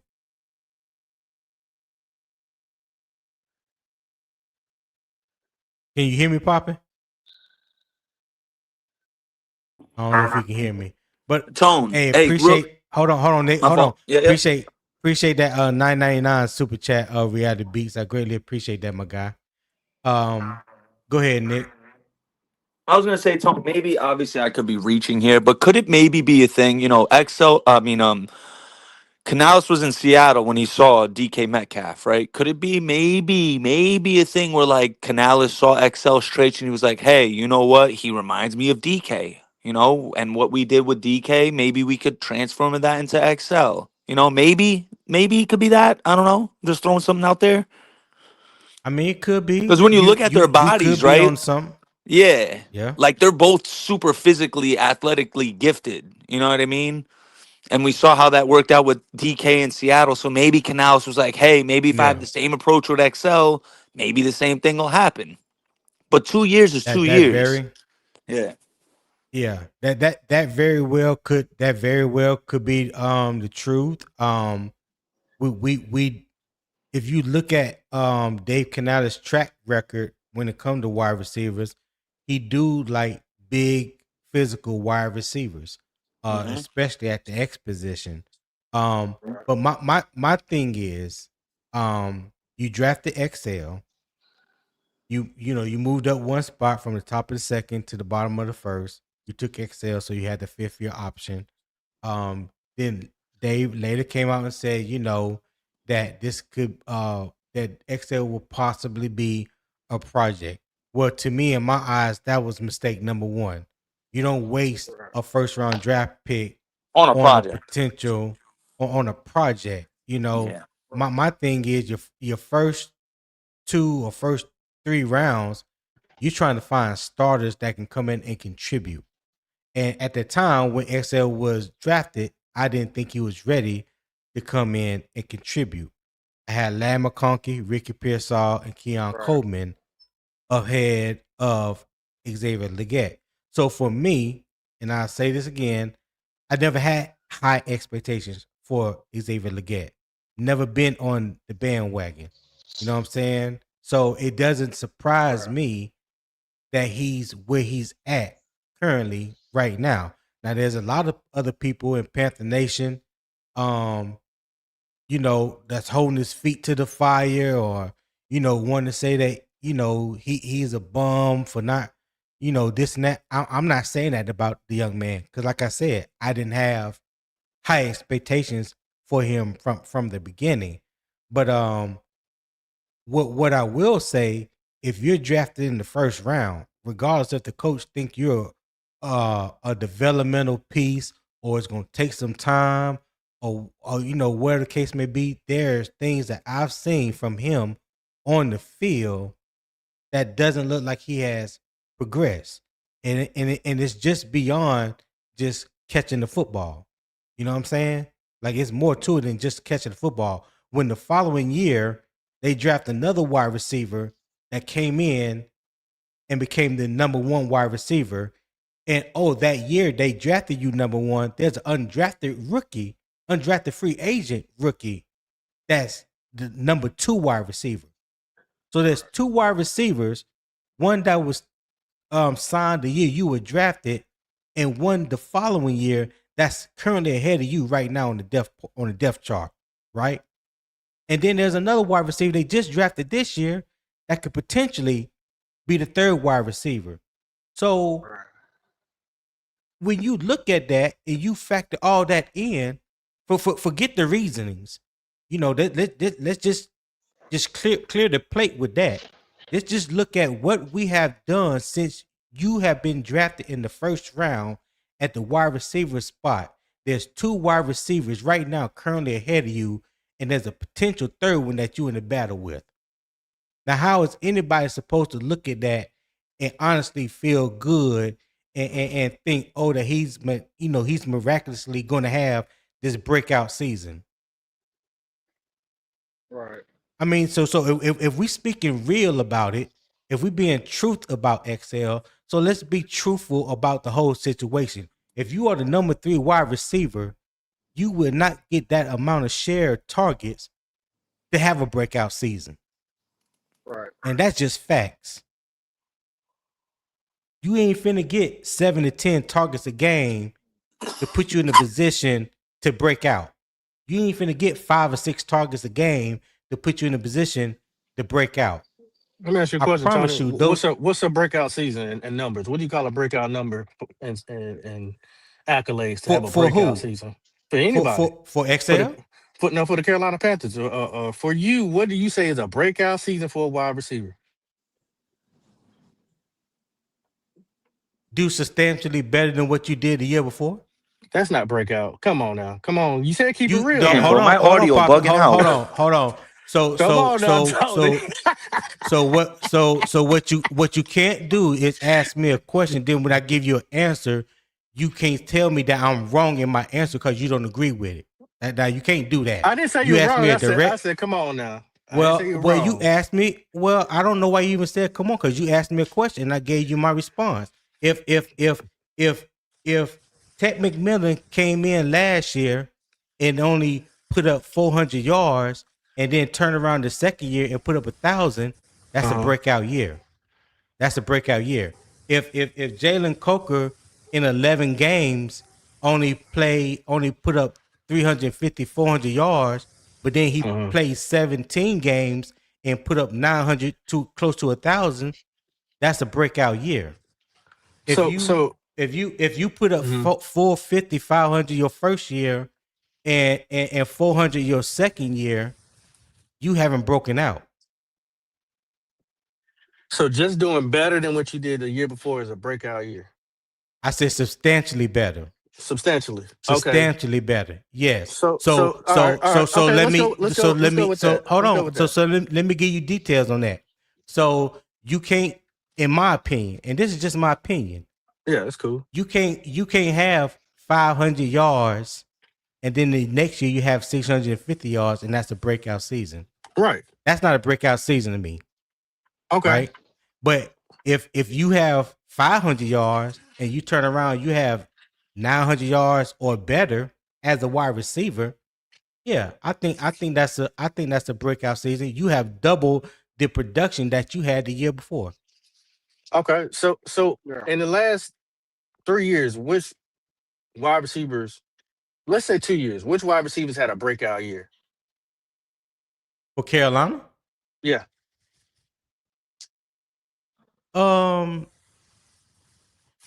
Only wide receiver I would say in my mind that had a breakout year, and this is why I say he had a breakout year, is Jalen Coker his first year because he was an undrafted free agent. You had no I agree with you on expectations. that. You had no expectations for Jalen Coker, none whatsoever, none. And if anybody said they had expectations for undrafted free agent his rookie year, then I got a bridge in the desert I want to say that has no road on it. So you Nobody had expectations for Jalen Coker.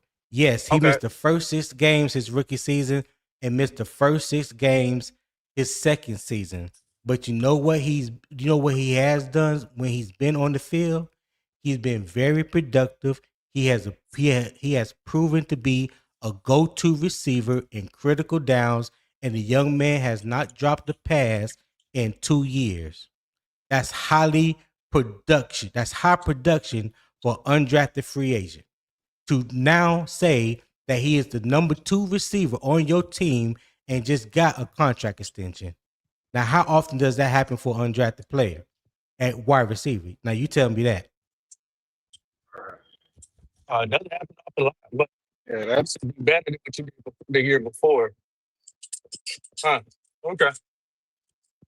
Say that again. I got a different definition of breaking out, but that's cool. Yeah. Okay, what I gave you mine. Give me yours. So I think when you're a breakout player as far as wide receiver, is you are now a threat. Like you have set a presidency that everybody in the NFL, or at least in your division, oh yeah, number so and so, yeah, he's definitely, and the numbers also has to um show it as well. It can't just be, oh, where you came from or how long you've been here or where you came from. I don't care about that, because once you're on that field, you are an NFL player. What I care about is your production and the numbers that go with it. To me, that's what makes a breakout player. Because yes, it also goes with, oh, you did see him coming, but also what did he do? 300 yards to me ain't no breakout player. 400 yards ain't no breakout player. That's just, to me, I just don't use breakout player as to the numbers and the production for me. But I can get what you're saying. If Yeah. either XL came out this past year and they gave us 800 yards, I'd say, oh, yeah, he broke out. If Coker would have gave 800 yards, oh yeah, he broke out. But that 400 range, to me, I don't think neither one of them has really broken out. I think they can, Okay. but I wouldn't say they're breakout players. No. Gotcha. I think it's that both. Go ahead, Big Go ahead, Type. Tony. Go ahead, My my bad. bad. Go ahead. You good, No, Tony? no, it's on you, Big Type. Go ahead. Okay. I was just gonna say, I was gonna say, I just think both of y'all giving good definitions of breakout. Y'all just giving two different types of breakout. Exactly. I think what Tony gave was a great example of somebody who had no expectations, and he exceeded everything you even thought you was gonna get with him. So I'm gonna definitely think that's a breakout, because he exceeded everything. You weren't expecting nothing from him. You probably just thought he was gonna be a camp body, but he exceeded all expectations. And then I see what you talking about popping, as far as somebody popping out the next year, and you weren't expecting it, and they just had that breakout year. They just have, like maybe 1,100-1,200 yards and breakout. So I just think y'all talking about two different types of breaking out. But I think both are breakout. It's just different types of breakout to me, from what I'm understanding what y'all talking. Go ahead, Nick. What you got? Hold on, but before you go, Nick, shout out to Will Robinson, my man, Tip Drill Will, with the $5 super chat. He said XL has improved in my estimate. XL got overtaken by T-Mac. Was obvious. He's a top 10 pick. Okay, appreciate that $5 super chat, Will. Go ahead, Nick. What you got?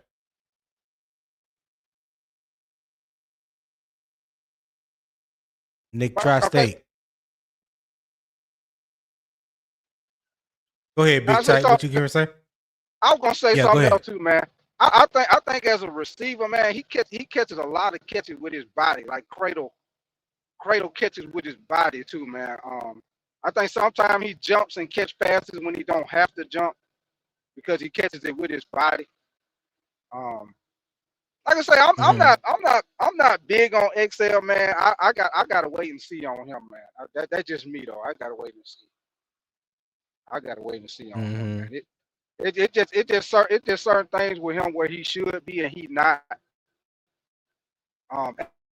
As a receiver, and we talked a little bit about. I think now it is with these young guys coming up, how much they 7-on-7, and how much they going to high school now and college. You cutting in and out, Tight. You cutting out, Big Tight. Okay, can you hear me now, or do I need to jump out? Can you hear me now? No, I can hear you. No, I can hear you now. Go ahead. Okay, I'm in the truck, so sometimes it might be going in and out.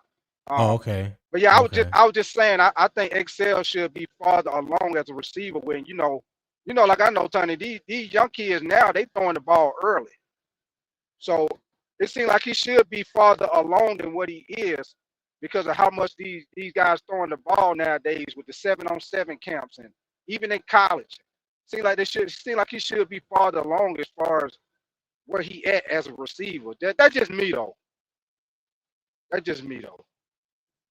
Right. But I just think with Chris Brazzell, with his ability and what he did in college and his speed and size, man, I think it's just gonna be a matter of time. I think it's just gonna be a matter of time, man. Because I'm a Georgia fan and I seen what he did to Georgia. I seen what he Right. did to Georgia, and Hey, he got some talent, man. my bad, Nick. I thought you was up Nah, on you good, stage, bro. man. Nah, you good. You good. What you got? My audio's been kind of wacky, so I don't know. Y'all can hear me though. Yeah. Yeah, we hear you. Okay. Yeah. What you got? Everyone, per usual, Tony. Everyone makes great points. I gotta say real quick, Tone. I admire how you do your Yeah. shows. I wish more people kind of took notes on how you did your show. Um, you're doing an exceptional job moderating. Um, I appreciate that, my brother. I think what we can't lose track of as well, right, is the business side of football. Right? We just re-signed But Coker. hold Yep. that Yes, thought, sir. Nick, before because I skipped over this. Shout Yeah, you out to good, brother. Reality Of Beats course. for the $4.99 super chat. He said Browser caught a 25-75 catch over two pro defenders. I haven't seen Excel catch a 50-50 ball yet in the NFL. All right. Appreciate that $4.99 super chat. Go ahead, Nick. We just re-signed Coker. Obviously T Mac's gonna be in line for an extension probably within the next couple of years. You just signed Brazel, right? So it's like we just signed Coker. If XL pops off, now we're in a tough decision. $23.6 million, Big Titan Tony. I don't know. Especially with the money you just invested in Coker and you're gonna have to invest in Ted McMillan. I think we can't underestimate the fact that maybe, just maybe, because I'm in a group chat with a bunch of Panther fans on Twitter, and there's a couple guys who do real estate in the Carolinas who are, pretty connected. There's a guy in my group chat, bro. I'm gonna keep him nameless, but he said that XL's people, he knows some of XL's people. He's saying XL's people have already requested a trade. Okay. Um, Mm-hmm. and to be honest, it kind of makes sense when you look at the addition of Brazel. Maybe they're keeping it under wraps. They're trying to boost his stock up. You got Dom Capers talking so highly of him. Oh, he looks great. Obviously, it could just be trade bait talk. The better we make XL look, the more appealing he looks to the team. Why would we pay XL when we just paid Coker and we're gonna have to pay Tet and we just drafted a rookie? Like, let's really look at this from a lens, like a deep, from a. Let's not look at it tunnel vision. Let's look at the big picture type thing. You know what I mean? It makes way Right. more sense to trade XL, get compensation. Now you have his replacement under a rookie contract for the next 4 years, right? You just signed Coker on a deal for 3 years, and you're gonna have to re-sign Tet. So it's like, business wise, which option sounds better? I think the trading XL option sounds better business wise, and we can't ever lose track of the business side of football. Can't. That's Right. just as important. The money side. Why would we want? We've put so much money into the defense the last 2 years. And if someone's talking, please let me know because like I said, my audio cut out. I'll just shut up. No, you good. Go ahead, Nick. Um, But we just put so much money into the defense. It's like, why would we turn around and start throwing money at the receivers when we're potentially more than likely gonna have to also pay the quarterback after this year? You know what I mean? So it's kind of, Yeah. yeah. I'm looking at it like that too. All right. Big Tight, what Mhm. you got? You know what? He make a good point. He makes some good points as far as if you're looking at it money wise, business wise, because we're not gonna be able to pay everybody. But that is a good point money wise. If you look at it like that at that aspect. But I don't know, man. I think they're trying to give them every opportunity because they know they drafted them as a project. They know they drafted them as a project. I think they're trying to give them every opportunity. And I think this year, man, I think if he go out there, and I think that you saying that, Tony? If he don't produce by week, he might get swapped out. Was that you saying that? No, I don't believe that he'll be traded this year. I don't Yeah, believe that. I agree with you. I don't think he get traded, but I think if he's still kind of like the same type of Excel we've been seeing, I do think he might be after the bye week. He could possibly get switched out. Yeah, I mean, anything is possible. You know Uh-huh. what I mean. Anything is possible. This is just the third year of his rookie deal. I mean, technically, they got they got one more year after this year. Right. Before they really have to exercise whether they're going to pick up his 5th-year option or extend him. I personally don't believe that they would pick up his 5th-year option because it would cost too much. It would cost too much money for him to be wide receiver 3 or lower. You know what I'm saying? Right. You're not going to pay your wide receiver. I mean, who what team do you know or ever heard of franchise they wide receiver 3? Right. Yeah. I don't know one. If somebody know one, please let me know. But I do not know where wide receiver 3 gets franchised. So just like Nick was just saying, and like you agree, just from the business side of it, yes. No, I do not believe he'll be traded this year, but I also don't believe that his 5th-year option is going to be picked up. So you can see possibly next year. Next year I don't after next year I don't think he will be here now. Whether they make an in-season trade or wait till after year 4 to make a trade, that would be crazy because if you don't pick up his 5th-year option and he becomes an unrestricted free agent at the end of year 4. So a decision will have to be made before the end of the season next season. Same thing happened with Devin Lloyd, who we have now. The Jaguars didn't pick up his 5th-year option. So he became an unrestricted free agent, even though he made a second team all pro in the Pro Bowl. Yeah, they ain't had the money. They didn't have the money. They didn't have the money because they're in cap hell right now. But like I said, just off production, I don't think anybody would say that honestly that they think Carolina would pick up his 5th-year option. Because if they did, my first question is based on what? Right. Yeah. Go Right. ahead, Papa. I think we can hear you now. Hey, Tony, right quick. I appreciate you letting me come on, man. I'm gonna jump off. I gotta go in here and pick this load up. But I appreciate you letting me come on, Tony. Hey, no problem, man. Appreciate you for tapping in. Don't Good forget to talking to hit you, that Big like Tight. I'll button if get you at haven't you. already. Hit that Okay. like button on your way out. Oh, you know, I got you. I got you. Hey, y'all go subscribe to All Big right. Tight channel too. You heard? It's Big Tight. I'll be over there. Oh, he got a channel? Oh, he Yeah, left. man. It be popping over there too. Yeah, I didn't know he had a channel. Yeah, you know, Big Tight. He Okay. keeps it kind of on the low. You know, he one of those. Yeah. He don't like to advertise All himself right. like that. I'll be trying to do that So for him. anybody got anything else to say about Xavier Legette before we move on? Nah, we can Yeah. move I mean, on, big brother. basically, I mean, I'm not saying he's great or anything like that. I'm just saying that uh, we've had other issues on this team that everybody told me to be patient about. Because I got to be patient with them. I just don't see why I can't nobody else be patient with them. All right. All right. Nick, you got anything else? Nah, we good. All right.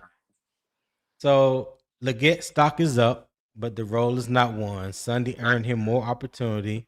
Now he has to stack practices. The standard is not whether he can make one impressive catch.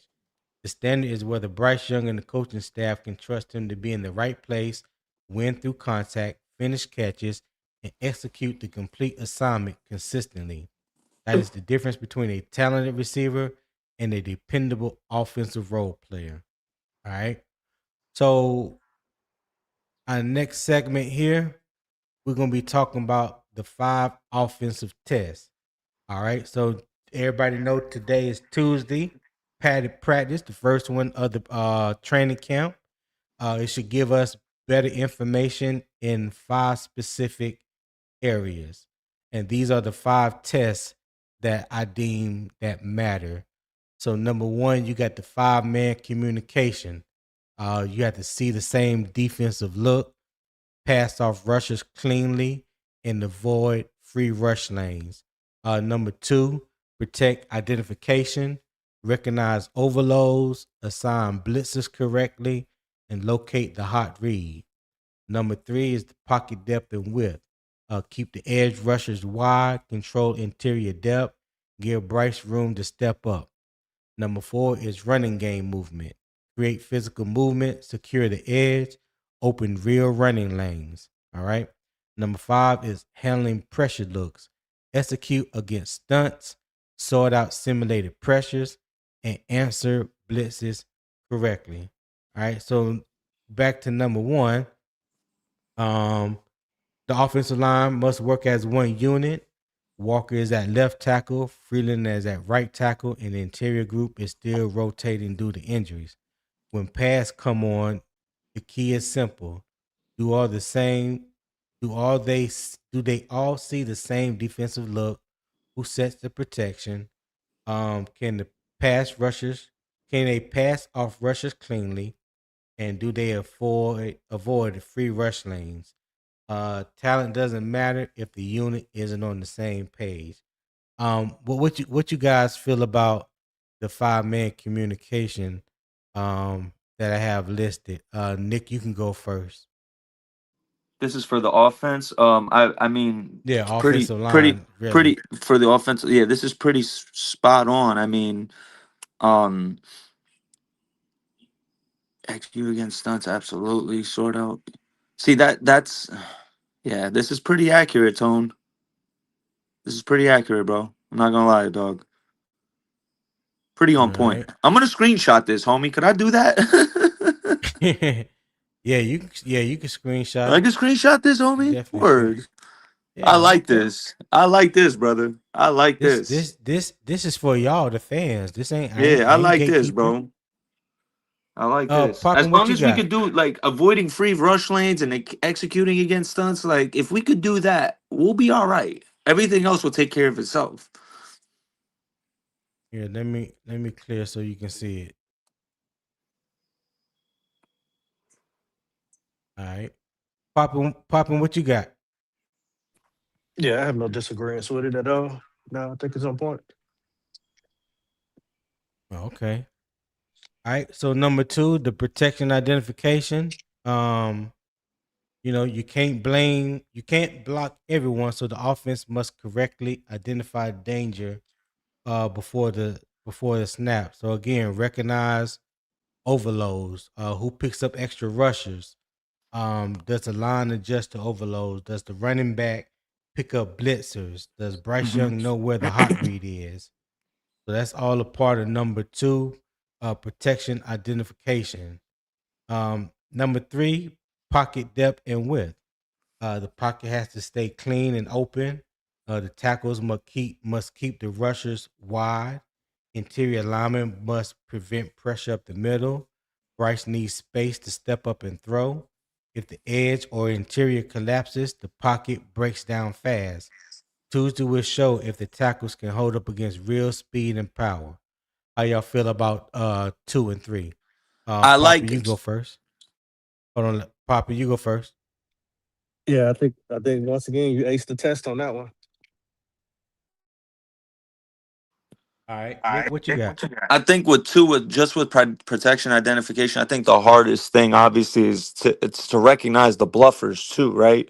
The guys who are bluffing the Yeah. blitz. Like, that's Mm-hmm. that's obviously the trickiest part of it all. But yeah, if you got guys who could absolutely 1000% correctly identify, like, hey, he's bluffing, he's not really coming, that's that major key. All right. Okay. So test 4 is the running game movement. This is about physical rush. Can the line move defenders off the ball? I've always said in the trenches, with the offensive line, you're trying to go 1 yard forward, and the defense is trying to go 1 yard forward. that who can move the line of scrimmage in their favor typically wins the battle. Whoever moves whoever wins the line of scrimmage in the trenches typically wins the battle. So if you're offensive line and you continuously getting pushed back, you're probably losing the battle. If you are a defensive line and you're getting continuously pushed back 1 or 2 yards, you're probably going to lose the battle. So that's why the trenches is so important. You know, we as fans, we get caught up in everything that goes on the outside, whether it's the wide receivers, the quarterback, the running back. You know, we talk about the cornerbacks, the linebackers, the safeties, but it's in the trenches. In the trenches is where the battle is won. If you don't win inside, whatever happens on the outside does not matter. I can't say that enough. Whatever happens, if you don't win on the inside, the outside does not even matter. I don't care who's at quarterback, who's at wide receiver. If your quarterback is getting killed, continuously getting moved off his spot, continuously getting hands put on him in some way, shape, form, or fashion, you cannot win the battle. You can't have 1,000-yard receiver. You can barely pass for 3,000 yards, 2,000 yards. All that is because of what happens in the trenches. All right. So, I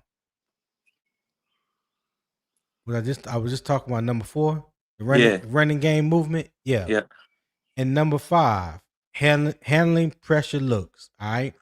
Defenses will confuse the offense with stunts and blitzes.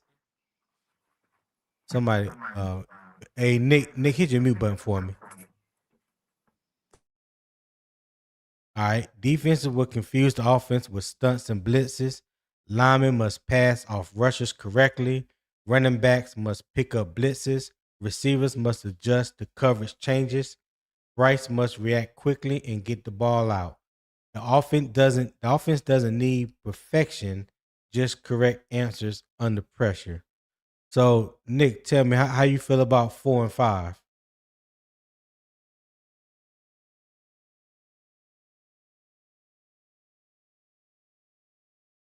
All right, Poppin, what you got?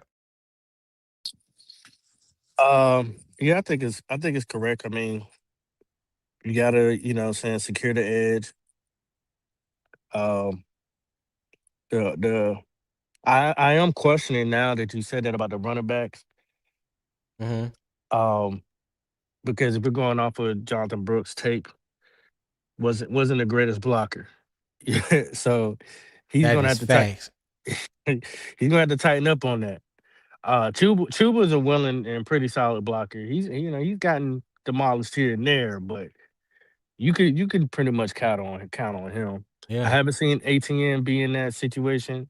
I'm sure Quadzilla. I don't think he should be here. If he makes it, I guess he's probably pretty decent. He needs to go kick rocks. So I think that's very important too, especially with us having, a new right tackle. I believe that's where a lot of pressure is going to come from. That and in the middle. Um, I believe that's the weak points. Well, I would say the unexperienced areas is that middle and that right side. So it's going to be key to have running backs to block for sure. Right. Right. What you got, Nick? I think to piggyback off your trenches thing, like you said, if that D line, if your offensive line is constantly getting pushed back, man, it's like a boxer taking body shots early in a fight. You know, by that 7th, 8th, 9th, 10th round, that them arms gonna be low, and you getting teed off on. Same thing in football, in essence. If you getting pushed up front early, and the defense knows that, oh man, you in for a long day.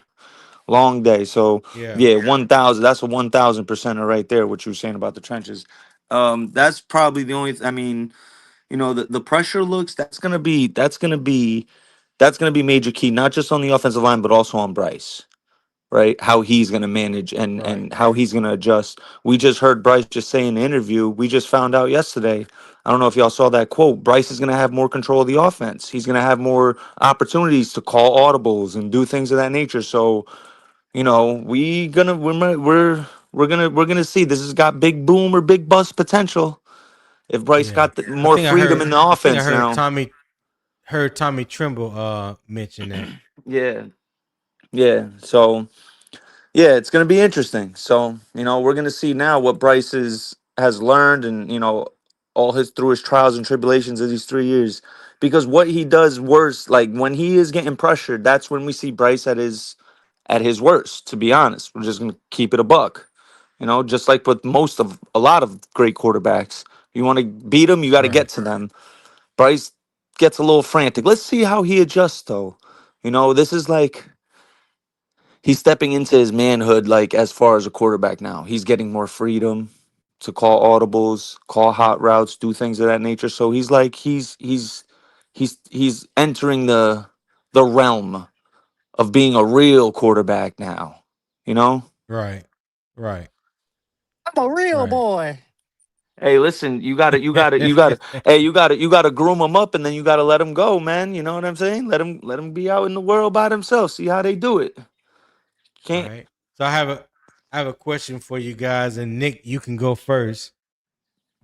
Given Sunday's improvement, what matters more for Carolina's offense? Early execution or Tuesday's padded test? I should you have said said two, practice. two, two I mean, Tuesday's padded practice. yeah, today. I Yeah. don't think there is practice today. I don't think they're having padded He No, said practice. Tuesday. He said Tuesday. Tuesday. I said Tuesday on execution or Oh, tomorrow, Tuesday's tomorrow, tomorrow. Yeah, yeah. padded Yeah. test. No, early execution.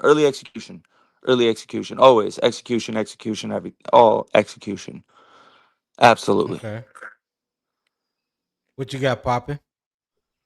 Yeah, I would say early execution. They got to get on a rhythm early. They got to Mm-hmm. find a r- a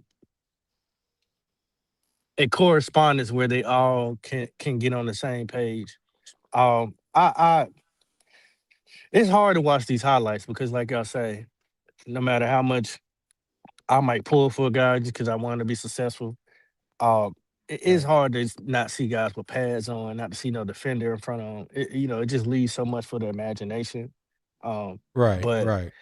at the end of the day, I mean, if I'm trying to go back to what you said earlier about the um the rules, and I know you asked about them tightening up the rules. I wish they would kind of loosen Mm-hmm. back up because I think that's also a problem. I think they need a little bit more time with all the pads on. They need Oh, that you talking take. about the CBA? Yeah, I think they need it. Like I think they only practice with pads on like once a week. Is that really enough? So that being said, going bringing it back to where we are. Let me land this plane. Uh, I think you just need more, so that way you can have that continuity. Mm, okay. All right. Hey, we've been in here for 2 hours and 45 minutes. I would greatly appreciate it if you show love to the show. There is a pinned comment at the top of the chats in YouTube if you're watching through YouTube. To my PayPal. My daily goal is $25. All right. Not trying to pay the rent or anything like that. Just a little $25. If you're on your computer or a laptop, if you're able, there's a QR code at the top right of the screen. You can scan that QR code, support the show. I would greatly appreciate it if you're enjoying the conversation and debate this morning. If you enjoyed the topics, the energy and the vibes that Unbiased Opinion Sports Talk has brought to you on this fine Monday morning. We do this 5 days a week, Monday through Friday at 7 a.m. Eastern Time. Show a little love to the channel. I would greatly appreciate it. All right. If you do send something by PayPal, let me know that you did it so I can properly shout you out for that. Okay. $25 is my daily goal, and I would appreciate it if we can hit that for the day. All right. Frankie C said we drafted the wrong quarterback. It is what it is. I got you, Frankie. All right. So, anybody got anything else? I'm just looking at the training camp schedule. So we do have padded practice tomorrow and Wednesday, and then we have a walkthrough Thursday, and then FanFest is obviously Mm-hmm. Friday. So man, it's coming up fast, Yeah. fellas. It's coming up fast. Yes, it is. Yep. Yes, it Yep. is. Hall of Fame game. What? 2 weeks? Not even. Week and a half. It's August 7th, isn't it? Something like It's- that. yeah, I think it's in a week and a half. We got the Hall of Fame game. So I believe it's next week. Yeah, next Thursday, I I think. believe. Yeah, next Thursday. Yeah. Yep. Yeah.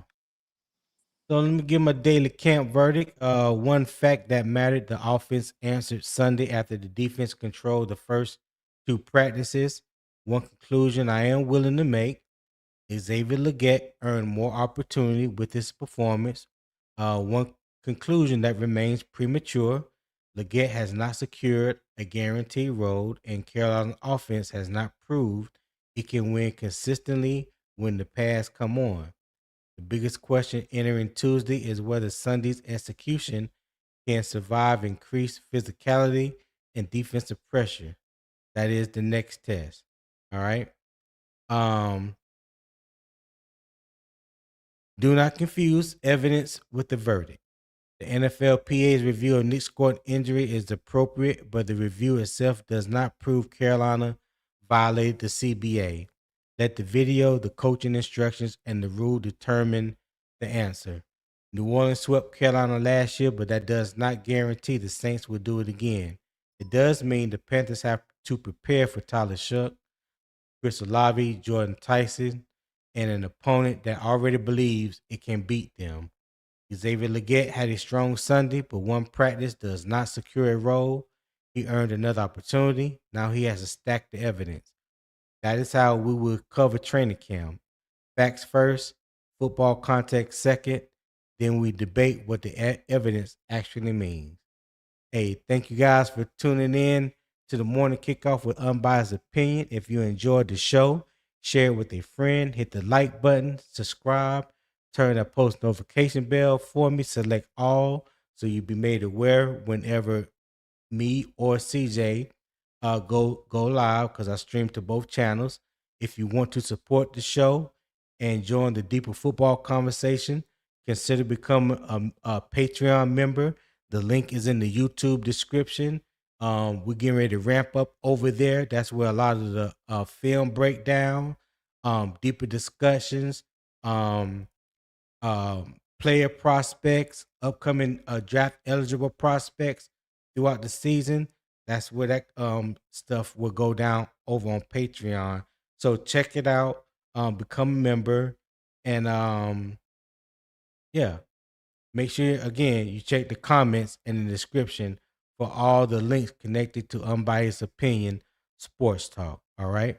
So until next time, my people, keep pounding.